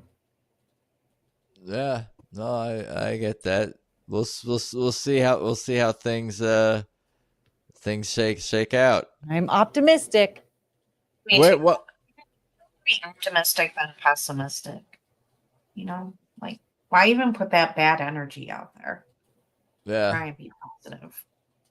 yeah, no. Plus, I have kids, and that just like to me, it's like if I have no hope, what is that like? What am I saying to my kids if I have like no hope for the future? Then I'm like that bad attitude will run into my kids no matter what. So I'm optimistic. I'll be happy if things are just like cheaper. I mean, where I live, we don't really deal with crime. Um, in fact, the Walgreens in the town next to me ended up unlocking a lot of their stuff because there was this thing, and certain Walmarts were calling and being like, yeah, like we don't have theft here and you're making us lock all our shit up and we're like losing business because of it. So they Oh, actually buddy. unlocked. That's So we don't, interesting. like, I don't deal with that, but I hope for other places and where other people live, I hope that we get more security at our border. And yeah, Yeah. and yeah, I just really want things to be cheaper. Because Yeah, my they husband lock up the started wrong his things new in job and people. he's making more money. So I'm like, more money, cheaper stuff. Like, we could really. Yeah. I think there's hope for that. I think there's hope for that things will just generally become a little bit more affordable moving forward Yeah. with some Like, more sensible policy I and don't think, government spending cuts. yeah, I don't think we're going to like be living in some like, you know, free libertarian type of like, I think there's people that are mad because some people voted for Trump and they're like, oh, you think he's your savior? And it's like, I don't think he's a savior. It's just, holy fuck, look at the other option. Yeah, Right. it's this most stark contrast of the major party candidates. Yeah. Even compared to the past elections that Trump was a part of, just because Yeah. she's like, for better or worse, Joe Biden like had all this experience in government, politics, whatever. It's that value. Same thing with Hillary. She could finish sentences and say coherent thoughts, even if you didn't like her personality, what she was saying, what she looks like, what she wears, how many people she's supposedly allegedly maybe put hits on. But that all aside, like yeah, no, Kamala Harris can't be allowed to be president, and you know, I don't know. It'll be interesting to see who Democrats put up for president and move. I think they have to change. I think that's like if AOC is going to become like a serious thing, like she took out her things out of her bio, they have to be able to do a podcast. Like who can actually their ideas, like even when they're just being, you know, gaslighting and lying, like it's hard enough to like stand up to an honest, authentic 1 hour, 3 hour podcast, but you know, they're just their ideas in good faith can't stand up to it. What's that? That was actually an interesting thing that happened, you know, with this election cycle was Trump doing these podcasts that aren't all scripted pretty much and very specific questions and just long form conversations that could really, I mean, that's the new debate. I'm wondering what Democrat would be able to do that. They can't. They rely on is lying and gaslighting and attacking the other side. So you can't do that in like a long format. Yeah. I feel like, and then if they actually have to lean on their ideology and their ideas, in good faith, even that really, in my opinion, doesn't really stand up to if it's faced with any sort of formidable opposition or questioning, even like, it tends to not stand up, in that type. But we'll see. I mean, that's what needs to be had. Like I'm not opposed to Democrats getting better. Yeah, the issue is the career politician though too. Is like you were saying with like the with like Joe Biden and Hillary Clinton, like they basically were like born into the political world. Like they don't know any other life other than being a politician, and so like that's just where all that corruption becomes even worse. So you have somebody like Donald Trump, for instance. He's not one of us. Okay. He's not one of the guys, right? He's still like a billionaire and, definitely part of the elite for a while, but he's not a career politician. So like he at least isn't deep in it like the rest of them are. And so if you at least have people who are interested in getting into the world of politics, who haven't been, who've like at least lived somewhat of a more normal life for a little bit, that's where we can really start seeing a lot more change. And, maybe there are people who have more Democrat beliefs that want to be a part of it, that we're actually normal people that just want what's right for the country. I'm behind it. I would be into that. I'll vote for them.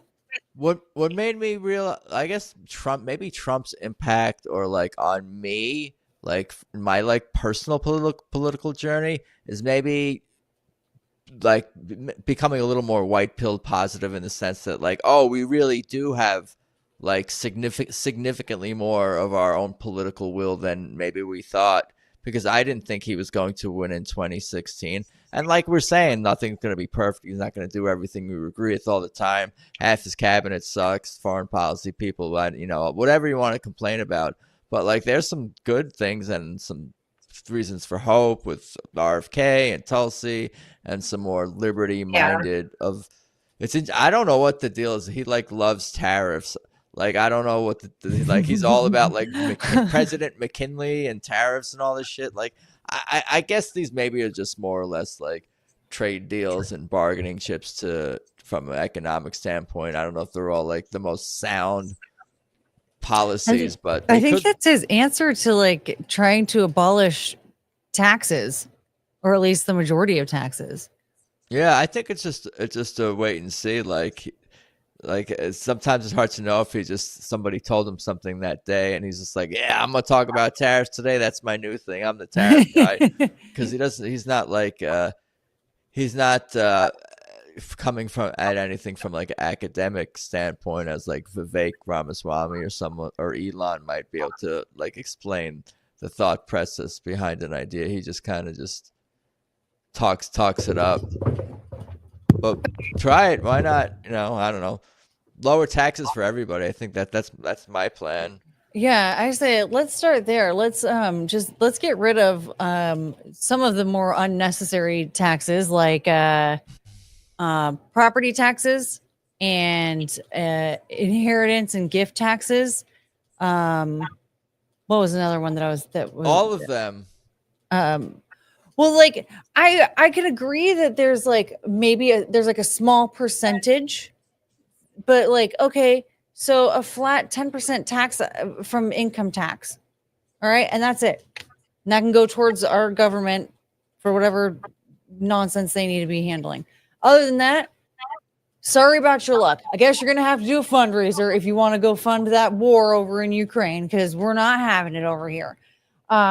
I'll still argue about that too. I'll fight the voluntary. Like you guys, like I'll still argue against but people are not going to choose the country won't, if Kamala Harris or Joe Biden wants to fund Ukraine and they start a GoFundMe, then that's the people's choice to put their money into that GoFundMe. I want them to go there and fight themselves. Yeah. I think anybody who supports war needs to be a part of the war.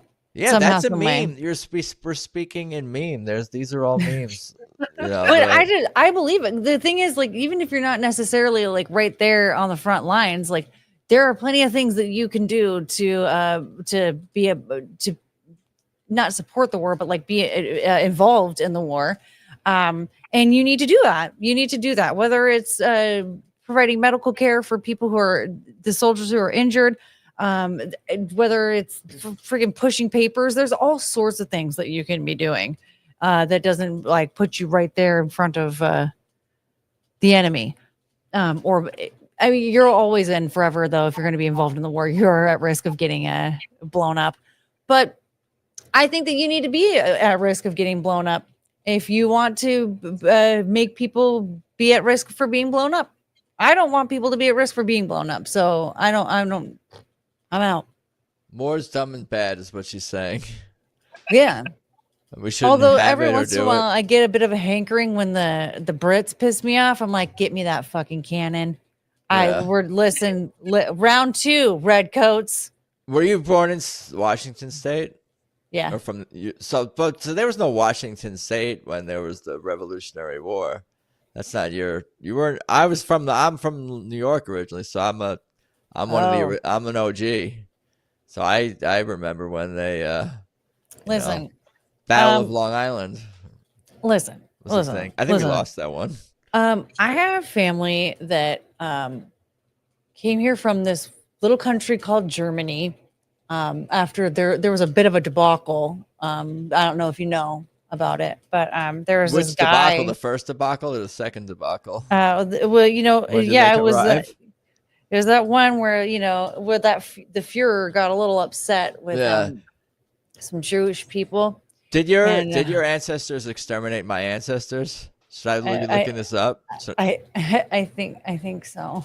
Oh no! Oh no! Do I need to boot you out of here?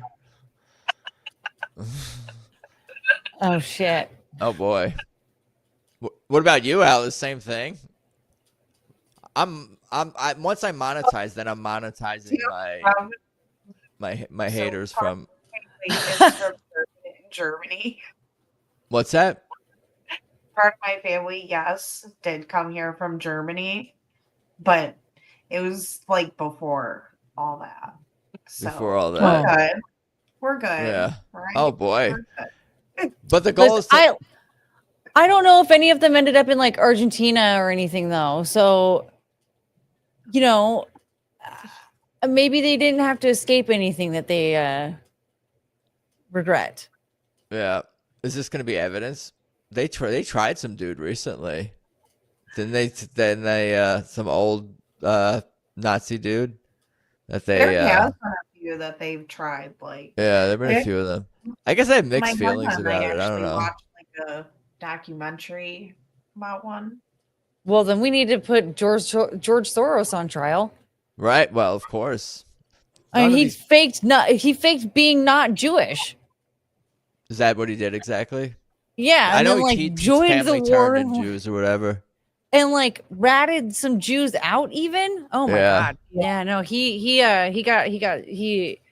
killed his people, and then so even if from what I remember, my family was not a part of any of that. Okay, George Soros, on the other hand, betrayed your people. Yeah.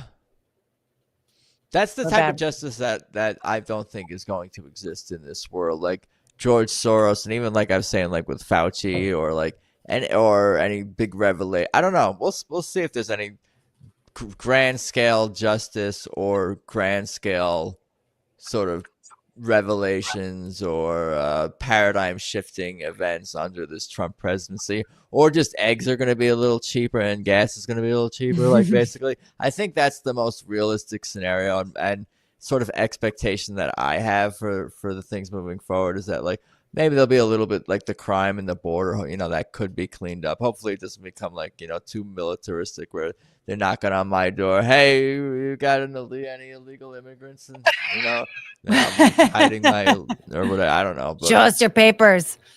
Yeah.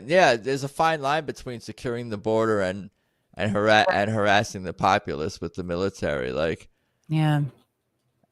And Trump has enemies, and they're gonna like try to use. I don't know. We'll see. We'll see how. Listen, much... I'd be happy. I would say our greatest justice at this point would just be if we took down the fucking George Floyd statues. Some of them are coming down. People will still ignore local politicians, and commies will take over there. That's for sure. Yeah. We really do need to think a lot more locally. Like, I forget who my governor is sometimes. That guy's a piece of shit. The local Karens and the purple haired freaks, they're not the ones who were ready to admit they don't know defeat. They just exist in their bubble so much, but they're not going to evolve. They're not going to be grifting and changing their views, or whatever. Yeah. I mean, you're always going to have people that are stuck in their ways, right? They're not going to.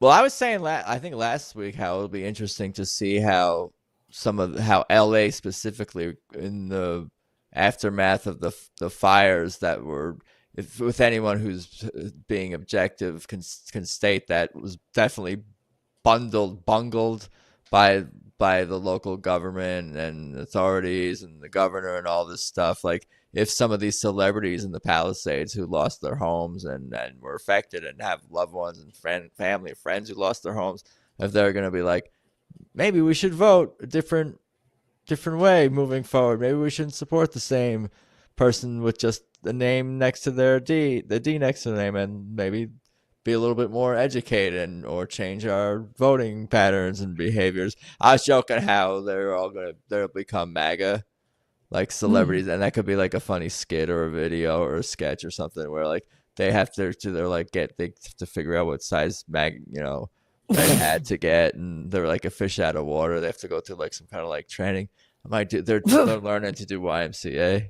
Well, I definitely think like a lot of them are government shills, right? Like, if they're getting paid from 3-letter agencies to spew out this nonsense, and they walk the walk, they talk the talk, and now I think a lot of them are probably going to have an awakening moment and realize like, oh shoot, you know what? Maybe that like $5 million or whatever I was given to spout that nonsense at that event wasn't worth it, because look what just happened to myself and the people around me.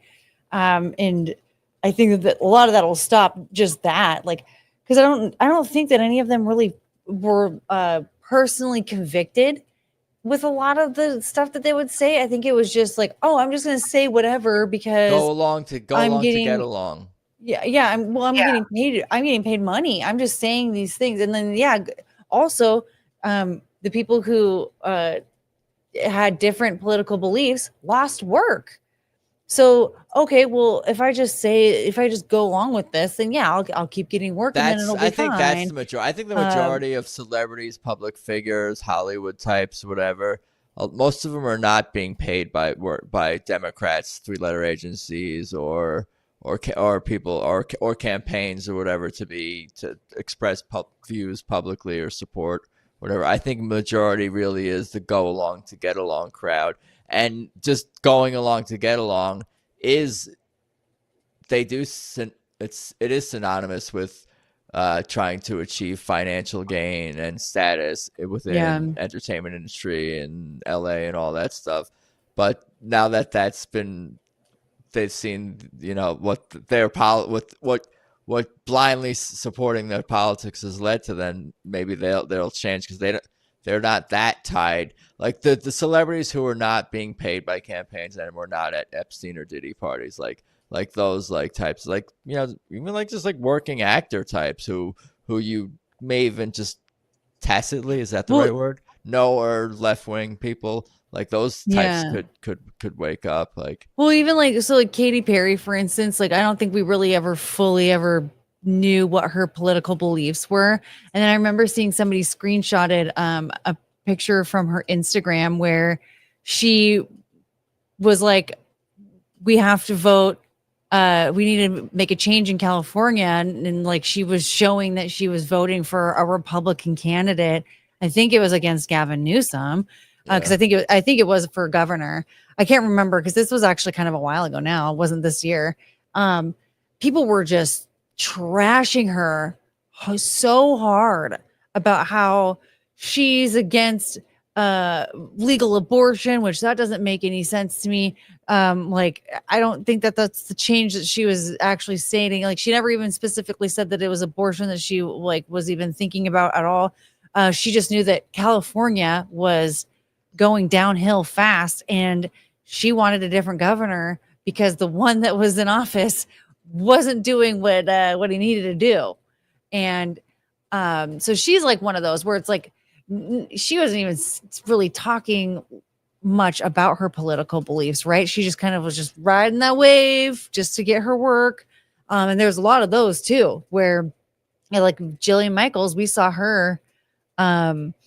We've seen her recently. Politics finds you. You sometimes it almost like it's a shame in some ways, but like you almost like can't avoid it in 2020, whatever year that it was or is, or yeah. I mean, it was like fairly recent. There, but like, yeah. But you're seeing a lot of people already starting to like change their minds in general, whether or not they were vocal about their politics before.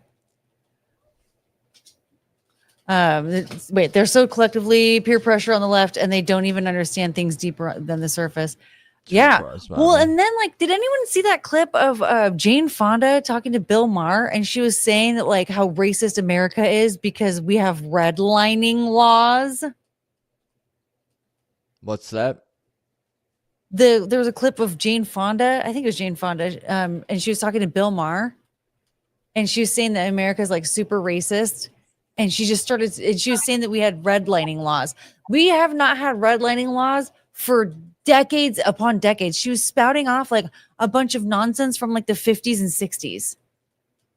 Yeah, you don't have to be truthful. So I know that there's been like some cases where people are being, well, it's like Howard Stern was. I think Trump was a campaign or something that was suing Howard Stern. Even like was that a thing? Did I see that? Or I know. I don't know. I haven't networks heard had to sue, or George Snuffleupagus. Yeah, Snuffleupagus. Yeah. He. I think they had to pay out because, and The View had to pay some settlements too. Like all these people, like they just say lies, and I guess in their echo chamber circles, like it's that, like that's close enough to the truth where it's like acceptable to lie. But like people do change and evolve, and there's moderates out there who'll be like, just one day might be like, oh, that's the thing I realized that they're lying about, and what else is it they're lying about, and they go down rabbit holes. Most people don't go down rabbit holes, or do they? I mean, do they? I don't know. I don't know. It was easier to go down rabbit holes 10, 15 years ago on YouTube. Now YouTube is not as friendly to that. Yeah, it's just more censorship and more stuff. It's not as wild west. Like you could have videos about anything. I miss hate speech. Is what I'm saying. Slurs are my love language. Let me have them. Yeah. Those were the days. I don't know. I appreciate people who push the boundaries. It's important to push the boundaries of free speech on all fronts, from taste to political to, I don't know. I'm trying to figure out what's a different kind of free speech. In what ways is free speech pushed other than taste and like political views? I guess that's really it, maybe. I mean, you're allowed to be wrong. That's it's hard. Thing. Well, because I'm just trying to like think, because like I feel like that really covers all the bases. If you have to be free to be, it's broad enough, right? Yeah, you have to be free to be wrong. Also, yes. Being wrong is not misinformation. Yeah, opinions in general. It's amazing actually how much I'm just like racking my brain, like thinking of all the different things that that have happened, not here, but thank God, like not in America, but that have like actually taken away people's rights to just be a person. Like the one that sticks out in my mind the most was like Count Dankula decided that he was his girlfriend's dog. He was a pug, was so cute, and everyone talked about how so cute and sweet he was. And so he was like, well, I want him to be like a bad dog, and so I'm going to teach him to Heil Hitler. And so like he taught the dog to like, and like he would say very terrible things. And he even like at one point walked in on the dog watching Hitler propaganda, and it was so stupid, but he got arrested for that. Yeah. He got arrested for that. Yeah. And like was fined like $800. And it's like, what? That man is dead, and it's a dog. Why do we care? What? It's very stupid. Like, you could say it at best, I guess, or at worst, it's like edgelord comedy, but like it's not criminal. He didn't do anything criminal. yeah, like you can say that you hate it for whatever reason, that's fine, but it's just some guy being stupid with a pug. Yeah. Teaching him to watch Hitler videos. Like, Yeah. that's dumb. What? What can I train my cat to do to fight against Hitler? I need to train my cat to storm like Normandy or something like that. Like I need to train my cat to do some like Normandy reenactment or a I don't know. What would be the I'll dress my female cat as a like the lady with the muscle and the thing with the whatever. Oh, Rosie the Riveter. Yeah, one of those the feminist things. That'll be My good. cat, yeah. I'll show Hitler. That'll show Hitler. That'll show Hitler. My 1940s feminist iconography or whatever. Your cat cannot have blonde hair or blue eyes. Okay. So your cat has to be maybe get it a yarmulke. Yeah. Put on my cat. Your cat has to always wear a yarmulke. Yeah. And then and it can't be even like a hint of Aryan, right? So like it needs to be like brown, maybe it needs to have like a prominent nose to really so that you can really prove to like stick it to Hitler. Yeah. Right? Yeah. I don't know. I'm getting really into this now. Like, okay, how do we stick it to Hitler with the cat? Like get it a yarmulke. Yeah, I can see how you're able to do long streams. You're a long streamer. I admire the dedication. I've checked out a little bit of your stuff. How long have you been streaming for and in that whole world? I started in September. Nice. What month is it now? It's January now. Yeah. Yeah, we're creeping up on month 5. And some of my long streams just end up being an accident. I'm like, it's going to be like 2 hours max. And then 7 hours goes by and I'm like, shit, you guys, I had stuff to do. And you're just talking about the same kind of stuff, life, current events, whatever's going on in the chat kind of thing. Music festivals, MTV VJs, 9/11 conspiracies, the Oklahoma City bombing. Yeah. That's all up my alley. 9/11 is my favorite. One of my favorite conspiracies. I'm obsessed. I haven't really done an OKC. 9/11 Pizzagate is up there for me. What's the other one that I've gone down a decent rabbit hole for? I forget.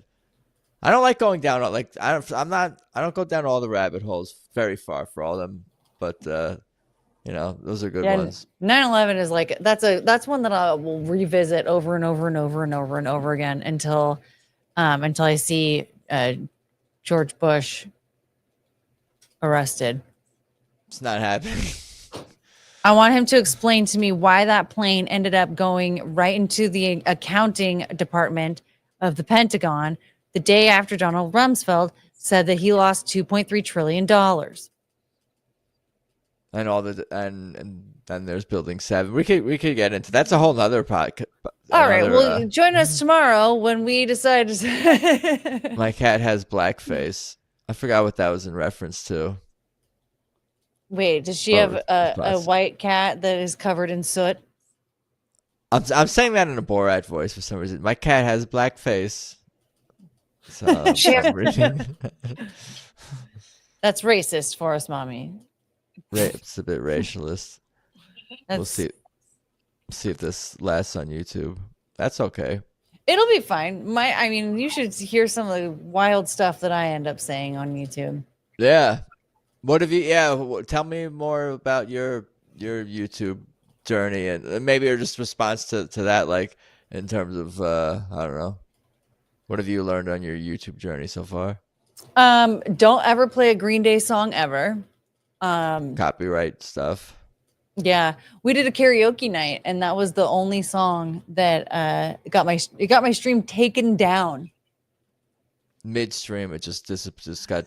No, that's the crazy part. It didn't even go away until like a few days later, and I had no idea. They didn't even tell me what was going on. I just so happened to be, and I saw everything on my end. Like it looked like it was there, and then I just so happened to be in an alt account. And I was looking at my account from the alt account, and I was like, wait a minute.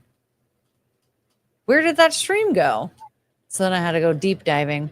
There is a website that you can go to. It's a sesac.com. And if you look at the repertory, you can search songs and artists and stuff and like find out what will get your stream taken down or your video taken down. Nice. But Green Day is that was the one out of everyone else. Dolly Parton, fine. Whitney Houston, fine. Mariah Carey, fine. Misfits, fine. Just using studio recordings to just playing them on your. No, shared... I actually. I have this microphone, and so it would be playing the song in the background. So that's like for one thing, like. If it's playing in the background, then it's transformative and it's protected by fair use laws. But I also was playing the karaoke version of the song through this speaker. And so I was singing over it and the music was played in the background and it's still. That's interesting. I host a podcast all about this, my other podcast about this band, Tedeschi Trucks Band. I was mentioning them before. I don't know if you heard of them or not. They're a 12-piece blues rock soul powerhouse force of a band. But I sometimes on my Instagram, I'll point my camera at my computer, like just point at the monitor, and I'll just play YouTube videos of them playing live music, and it's like a live watch thing. The quality is like good enough where people could see, and it's good enough where people could hear the music, and people comment sometimes, and I'm listening, and I'm just like my camera, my phone is on a tripod. I'm like over there cooking or whatever, and people is like just filming my own screen. But what I have noticed like for that is like using live music doesn't get flagged. But I've obviously if I use studio recordings and I share those on a stream, like those get flagged. So I don't know if that's like better to. But I guess for karaoke, but there are sometimes different versions of songs. Like I guess not really a live version for karaoke. You'll just see. Well, and that's another thing too, is because like you'll actually see if there are multiple versions of the song, like if you're going to that website. Because sometimes if there's multiple versions of the song, they might have only licensed the one, and so as long as you're not playing that one, then you're fine. But I've just realized more and more, I'm like, I don't think that this is going to be something that's good to do on YouTube. But this would be just something to do like on like a Patreon or Discord type thing. Because it's too much to like too many hoops to try and jump through just to like serenade people with a song. Like, okay, I get it. All 20 of you really wanted to hear this song that you've never heard before. Maybe another time. I just thought of an executive order that's not libertarian, but per se, but I think would be really, really good. And I don't think this is authoritarian. I think this would be good. I think all major social media companies should be required to have a phone number where you can call and speak to a human. And maybe I'll think about if it has to be in the continental United States or not. I'll think about if that should be required. Yeah, at the very least, like you need to have like a human. Like if I can see, okay, fine. If something's like flagged by the algorithm or whatever, a human needs to review it immediately. Right. And like, actually, I was talking to one of my buddies, Olga Perez. She was talking about how like she went through the most ridiculous thing because she was doing commentary, like reaction commentary, and they were saying that she was just uploading like other people's content. And she's like, "Well, no, I'm not. I'm doing reaction commentary. It's fair use." And so they're like, okay, well, you need to tell us where the issue is then. And she was like, no, you need to, because you're the one who's telling me that there's a problem. If you just tell me where you're finding this problem, I'm like not. We're living in absurd times where things are nameless and faceless, and the rules are amorphous. Like if there's like an issue with somebody's content, then like you need to say like, it's this specific live stream, this specific video. Okay, where the whole thing? Oh no, it's not here. Review it right now. So if they it's need to be clear, flagged, they need to be clear about what the infraction is, and you need to have a you know what we need. I got you. I should have applied for a job with the administration, and maybe this. I've heard this. I don't think I came up with this. I probably heard it somewhere. But like an online bill of rights, an internet users like sort of bill of rights that applies. Like you have a right to a speedy, because it is the public square. It is the public forum where we exchange ideas and share free speech and all this whatnot. So if you're gonna banish someone or whatever, they need to have a right to the same rights that we have, IRL. Yeah, Bill of Rights. Yeah. I mean, the thing is like dicking somebody around like that is just not acceptable. And so, like, if you're gonna have this system set up to where you're trying to protect other people's content, whether it's music or whether it's somebody else's YouTube videos or whatever, you also need to be willing to review or willing and able to review that content and make sure that whatever is being flagged properly. Is there too much? Yeah, go on. Well, I don't even remember what I was going to say now. I was going to say, is there so much Democrat, George Soros, three-letter agency money being funded through like Google that's why they have the policies they have? Because as the culture changes and seems to, turn, recently, wouldn't it be in their financial benefit to like not take down videos if there's more eyeballs on and clicks on their videos? Don't they make more money ultimately? Or is they making more money from Soros? The George Soros three-letter agency money, it's not directly going into like Google. It's more so that money is going into the corporations that are paying for the ads. And so the advertisers are making these decisions that they don't want their ads being played on certain videos because they say certain words. So like that's why there's so many people saying unaliving or grape or Yahtzee instead of the actual word, where like, oh yeah, I'm going to tell a true crime story today about how Ted Bundy unalived and graped these women. Oh yeah, just turn these you have to horrific stories into a freaking cartoon. You have to say that on YouTube because it'll get taken down because it's not advertiser friendly. So like that won't get taken down, but it'll definitely it'll at least be get less money. Is that the same reason why? Is that the same reason why people do that type of thing on Twitter, where it seems like they're self-censoring words that are not even necessarily offensive, like? Yeah. Like certain swear words, they'll put like asterisks in there because it won't get like pushed through the algorithm. I thought they were just being like PC or something, or trying to be less vulgar, but it's not that they care about being vulgar, it's that you're being less favored in the algorithm. Interesting. It's very stupid. Strange times. I don't think Forest Mommy does that. From what I recall, she spells out the words for the most part, just thinking about. I don't think I've ever seen her censor herself ever. Yeah, is that a sign of a grifter, so to speak? If someone's like so worried about how the algorithm, I guess do what you got to do to survive, but it's not totally meaningless. But I do notice that there may be a certain type that does that sort of thing. I'm talking about even on Twitter or YouTube, Forest Mommy. Like You don't like, censor your tweets for us, mommy. Too lazy to censor. Yeah. Well, the thing is that I feel like there's one part of me that thinks, hey, if you have like 100,000 followers and you're tweeting something out, you're creating this content for people to see, right? And so why would you make something that you don't want people to see? Like, what's the point of even posting, right?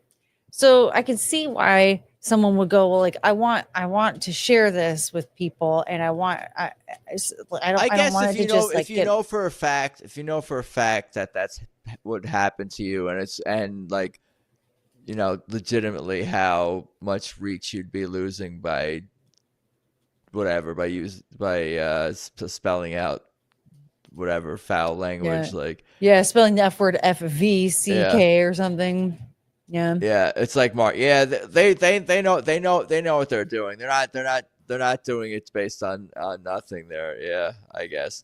But my initial thought was almost like that people would just do it because they think it's going to help them. They're so worried about like their financial thing that they're just on the off chance that like saying that a bad word will hurt them. I think that sometimes it is a message that they really want to get out there, and so they want to word it in the best way that's like would still sound like they're saying it, but they're censoring it because they really want that message to get as far out there as possible. But at the same time, I think that there are people that are just wanting that, they got money to make. They want to get those Twitter bucks. They want to get all the followers. They want to get, sponsors or whatever. And so like the more they censor themselves, the more algorithm friendly it's going to be. And then the more money they can get. So I think that there's kind of it's probably a little bit of both of that, You get dedicated, I guess. I mean, I respect people I guess you could schedule posts, but to be able to post consistently and be an influencer like Forest Mommy. Man. Cool. I appreciate it. I think we lost two. Oh no. We lost the ones that are not in Pacific Coast time. Yeah. Well, we were yammering away for a minute there. Whoops. Yeah. I appreciate the yammering. It's less work for me when there's other yammerers on it. People complain about rage bait and then they respond to it. People have no self-control. Oh man, I'm telling you. Like when people will like outwardly like post false things about Kyle Rittenhouse, I'm like, nope. I'm not. This guy wants to fight with me. I'm blocking him instead. Like I can't do it. Like there's certain things. Like if I see it, I'm like, I mute a lot of. I'll mute people. Mute certain things. I'll mute people say like it's some of the I guess rage bait is different than just any sort of clickbait stuff. Like look at this it'll be a picture of Melania. What do you notice about this picture? Yeah, what do you notice about this? Farming crap. Yeah, it's like that stuff. That the Krasenstein brothers. That stuff. What's that? The Krasenstein brothers. They're the ones. They're the worst. Well, are they still on here? Yeah, I muted them. I think I muted one of them because I only see another one of them every once in a while if somebody else comments on their stuff. That's the way to do it. That's what I was saying. If you mute people, but they get ratioed by accounts that you follow, then you'll see the this is from an account you muted, and then it's going to be some cool shit with them getting made fun of in ratio. Oh, yeah. Usually is what it is. So the muting seems to be like a good way to. I usually when I see their stuff, I usually just request a community note and then just go on. I'm like, you know what? You can get all this rage bait, like all these rage comments that you want, but this is going to get community noted and you're not getting any Twitter bucks from it. So have fun. Pearl Davis, that's another one. I muted her forever ago, but anytime I see her show up for some reason, I just immediately community note. I didn't know who that was until just from like some Simcast and Chrissy talking about her, and then I muted her just for obvious reasons or any reason. But then like I saw that thing that she posted about like criticizing everyone's like physical appearance in that like thread, and like because it was getting ratioed, I came across it. It's funny that you. Oh man. Yeah. That was the audacity that broad had when somebody was like, "Oh, you're acting like you're not mid," and she was like, "I know I'm mid. You're mid, sweetheart." People just want to save the word mid. Yeah, I blocked Pearl and I guess that's Andrew Tate. Like, yeah, people just stuff that I'm generally not interested. I'm just like not really that interested in that. I'd rather, see interesting people or yeah, I just want to see like videos of mooding and I mean, that's mostly it. Like more intelligent views on politics and culture, basically. Like people who have a take or entertain me or my friends or whatever. It's like, yeah, not people who are trying to be a thing, I guess. Yeah, like the fresh and fit freaks, the Tates, Pearl, freaking the Krasensteins brothers. Bye. Get out of my feed. You're gross. This is disgusting. If you show up on my feed, I'm community noting the shit out of you because you suck. You don't deserve the Twitter bucks. This is awful. More mooding, please. I hope the platform is serviceable moving forward. I guess platforms evolve and new ones pop up, and I guess that's just the nature of online business. But like the freer Twitter is, I think that the better it will be, and the more control the people have of it, I guess. Yeah. But yeah, and that's another thing too, is like because the engagement farming and all that stuff, it does make it a cheaper product. But like if we all collectively mute the rage bait accounts and then mute words like, what do you notice? Men, is this true? Yeah, the men, is this true? I need to stop clicking on that. At least I haven't responded to it. I'm proud of myself for that. But yeah, the men, is this true? That's a good one. How many are there? Have you ever noticed men, is this true? Oh man, I gotta stop clicking on my For You tab. But what they do, they mix in other stuff too that is decent. Yeah, well that's the thing is like people I want to hear from. Like certain accounts, like they might actually post decent things. Like Dom Lucre though, not him. He's stupid. I had to mute him too. But yeah, I mean, he's funny. It's funny because I'll mute him sometimes, and then I'll be like, yeah, I'll put because. Like, he's another one that'll sometimes just find his way into my. Have you ever noticed? Like he did did a documentary about the Jewish tunnels or whatever. I'm sure you did in New York. Did you go down that rabbit hole? Oh man, With the mattresses, dirty mattresses, and all that. Then there was a guy that was like posting on Twitter for like weeks beforehand and was like, I hear people like speaking Yiddish in the underneath my apartment. Like, what is going on? And everyone's like, you're schizophrenic. Do you remember that? He never. Maybe, but he never really found out anything. I don't think there was like any revelations, and he's like, "Stay tuned for my documentary." Blah blah blah. I don't think anything was ever revealed about that from him or anyone else. It's like the same thing with like Alex Jones. Like everything is an emergency broadcast. A lot of boy who cried wolf stuff with Alex Jones he's gone a little crazy. He has gone a little crazy. The poor guy. He discovered Bohemian Grove and they made him out to be a maniac, and ever since then he just hasn't been the same. I feel bad for him, but I'm not sure about his journey, but well, it's a wild one. But yeah, with Dom Lucre, he's constantly posting, developing. Like there was one time he was posting about was it the French Prime Minister, Emmanuel Macron, his wife. He's like developing or breaking.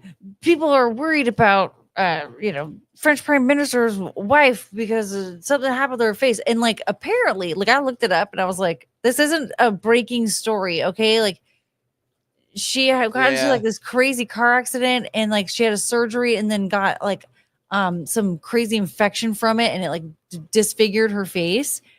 So no. But like even what he was saying, it wasn't even like people think that something might be going on here, because I definitely was. I was like, this looks like a dude. It should have been breaking that video. It must be old. I guess I have no idea the exact age of it. But when it had the wife, what the hell's the wife's name? The wife in quotes' name? Is it Bridget? Bridget Macron. I Yeah, think so. I guess this is video. I'm sure it's on Twitter X. Like basically just her sitting down.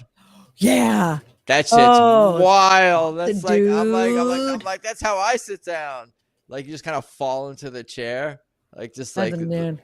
yeah. I know. I thought about it for longer than I care to admit, but I was thinking about it for a long time, going like, have I ever sat down like that? Like No, it's like trippy. It's almost like like you just know that's a dude. It's jarring how masculine the video. Well, yeah, and then people were looks. even talking about how she was like super jacked, and they explained it away by saying, well, after, like when she was away because she was like healing from her injuries on her face, she was lifting a bunch of weights. She was just constantly lifting weights. I don't know if you develop muscle mass like that in your upper body when you're a woman. Macron's wife. Yeah, Macron's wife in quotes. Yeah, Macron's wife. We're pretty sure. And then apparently, like a dude. apparently, Candace Owens already did like a deep dive. Oh on yeah, this. she did do a deep. And then they're actually suing her. They were like, they filed a lawsuit against her and like said like she is not allowed to share any of the information that she got from her research. So nothing came out. I would have heard about no, it. it did. It did. Oh, it did and come out. They are. It's yeah. still online YouTube or whatever. Like the. Yeah. Yeah. Yeah. It's funny Yeah. to me. I don't know. I find this like I don't know, just like the Macron's wife and Big Mike stuff. I just think it's hilarious. I just think I can't. That's I one know. of those are some of my favorite rabbit holes. Well, I'll the have funny to thing watch this with- Candace stuff. Yeah, it's fascinating. First, I was I'll like, see if I go can to your find it. town hall and get involved in local politics. Don't worry about. Don't worry. I know. Trans first ladies. Like Michelle Obama, like most of the factors, I'm like, I don't know, man. I don't know. I don't know. This is weird that we're talking about it. But then that video of Joan Rivers saying, Video like, of her on Ellen. well, like there was I'll one let where like everyone look these up. paparazzi were just talking to her, and then she was like, Joan Rivers was like, well, we all know Michelle Obama is trans. Why would she say that? Why would she say that? There's no reason for her to say that unless it was something that she knew. And then a few days later, she died. Didn't it come up though? Didn't somebody ask her about the president or something? But why would she? She said he's gay. Why would she? Yeah, but like, why would she say? Why would she respond that way then? Though, if that wasn't a thing that she knew about, right? Like, why? Why would she be like, what are you talking about? He's married to a woman, Michelle Obama. Hello, right? Like, wouldn't she say that instead of we all know Michelle Obama is trans?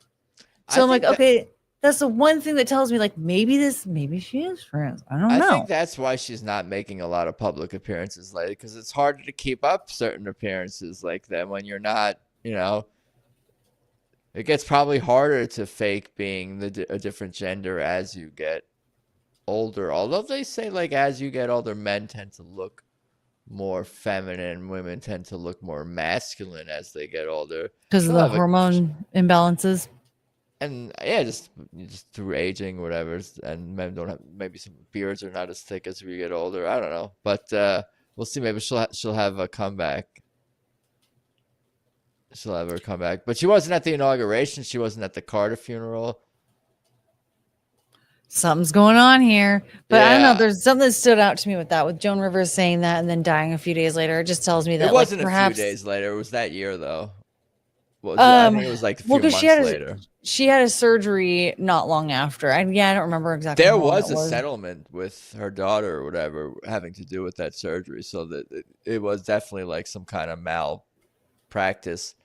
And it was a regular ass surgery. It was, I think it was very, very specific type of thing where like it's a signal to anyone who speaks out about this where we're gonna like, you know what I mean? I think that's really what it was, because like Joan Rivers was an older lady. What are you gonna do to like really you're gonna hurt Joan Rivers?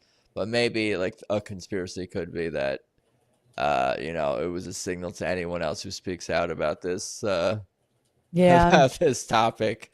And they went after like her voice kind of way. But she was getting some surgery on her throat or whatever also, or something like that. So maybe that was a natural thing also. But it's weird how it was that, like, the fact that she used words, and then that's like kind of what, you know, led to that. But she's funny. Joan Rivers, R.I.P. I know. Forrest Mommy loves God bless her. conspiracies too. Dude, conspiracies are, it's a mess. They turned me into a disaster because I can't stop. I have to go down every single rabbit hole. That's fun though. Yeah, it's true. Just get outside in the Washington rain a little bit too, or whatever. Yeah. No, it's important to step away from the conspiracies every once in a while. Well, you sing music. Music is an outlet. Yes. Are you a nature That's person? true. Are you like Forrest? Are you Forrest Courtney? I feel like I'm probably more like River Courtney. Like I am, when I'm one with nature, I'm like, if I'm in a body of water is probably when I'm the happiest. Or Sunshine Courtney. But yeah, no, I feel like if you can have both of those at the same time, I think. Yeah, if it's a hot sunny day and I'm in a body of water, that is really where I restore my powers. Yeah.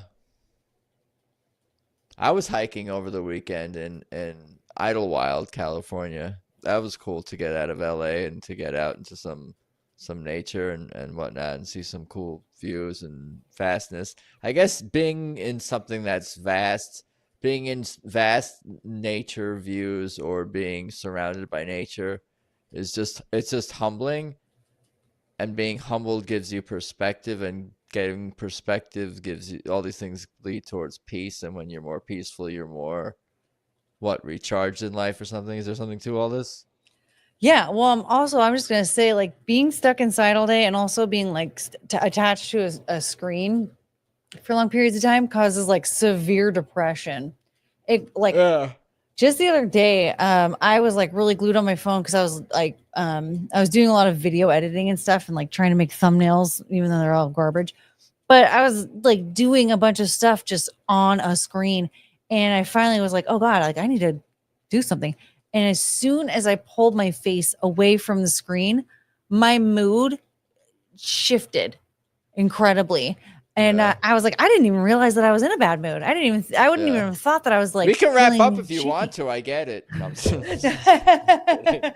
and then but just looking at my laundry that I was starting, I'm like, this feels so much better than staring at my screen for 7 hours or whatever.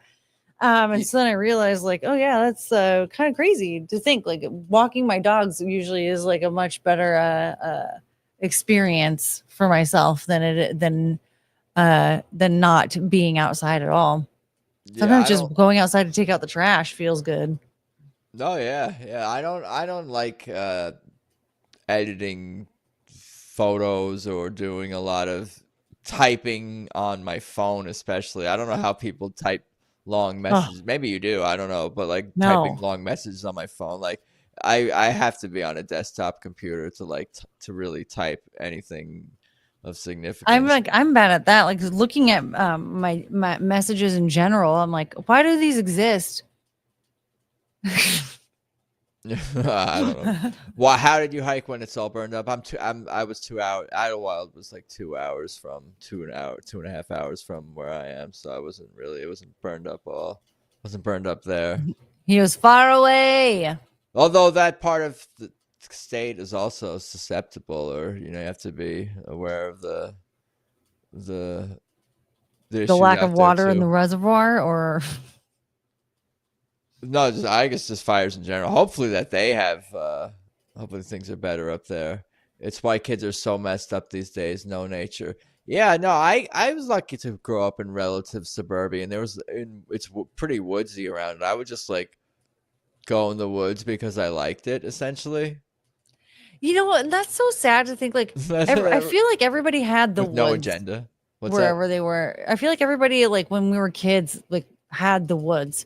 We had the woods. I lived in this tiny little neighborhood in this very small town, and like right behind, there's houses right across the street from us, and they right behind them there was all these woods, and then we would walk along a little trail in the woods, and then it would take us out to McDonald's. And so during the summer, we would call mom when she was at work. Mom, can we go to McDonald's? All right, go to McDonald's.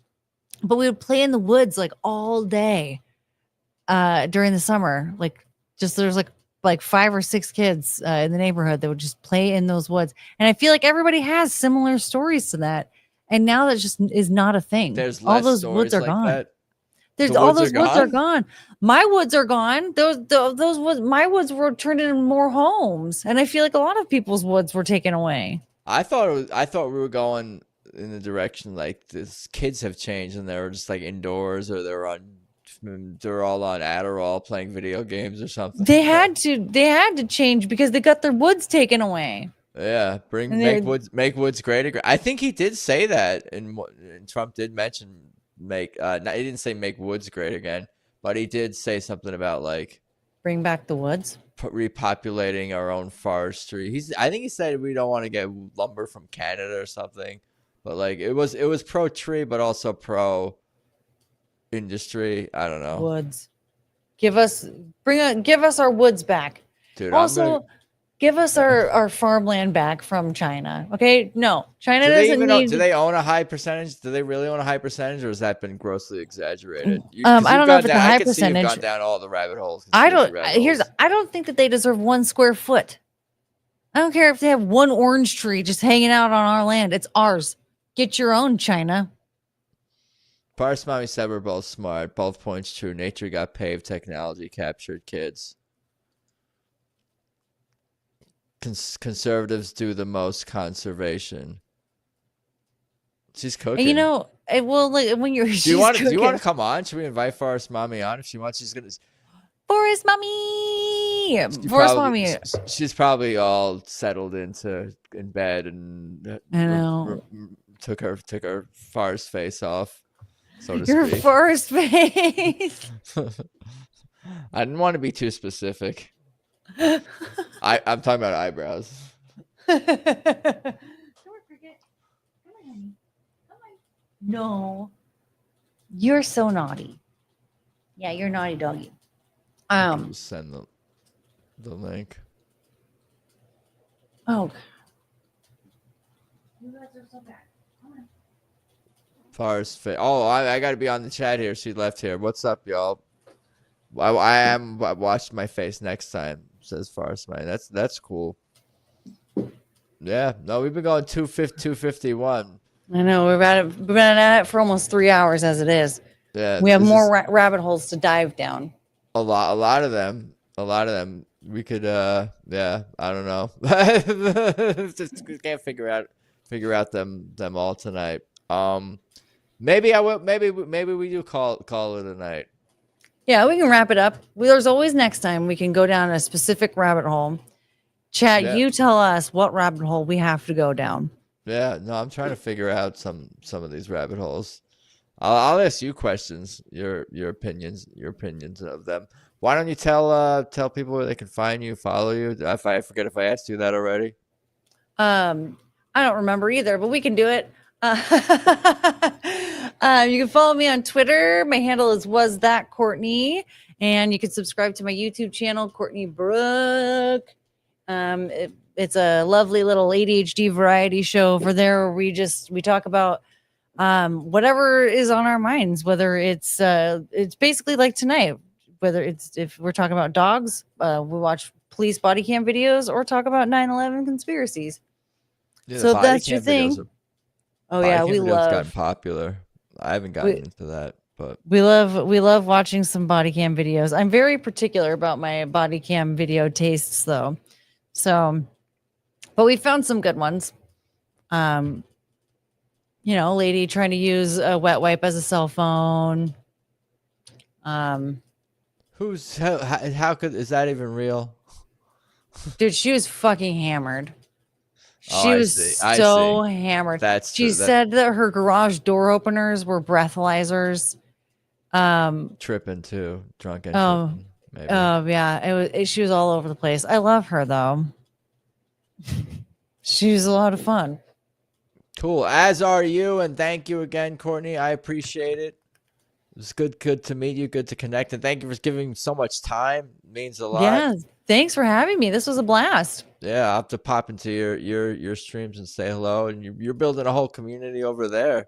Oh yeah, we have lots of parties over there. It is a good time. And if you like what you see, you can always join the Discord as well, because we like to watch movies together on the weekends sometimes.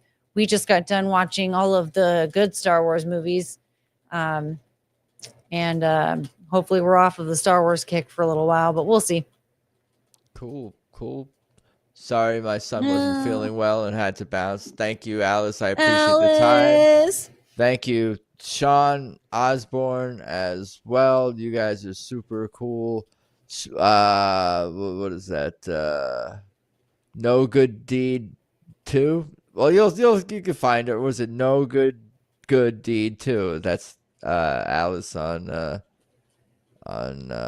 Twitter X, and Mad Shawn Osbourne AWN is Shawn. It was fun. Hope to do it again. Hopefully King Grayson feels better. Thank you guys so much, and I'll see you all next Monday night. Peace. All right, thank you. That was another stream. Pretty good. I wasn't sure if I was doing another outro, but I will. peoplewelovepodcast.com. That will lead you to everything related to the show. Please subscribe, like everything. Thank you so much. I think that's pretty much it. That was a nice stream tonight. Thank you, everyone. I appreciate the time, and let's talk soon. Peace.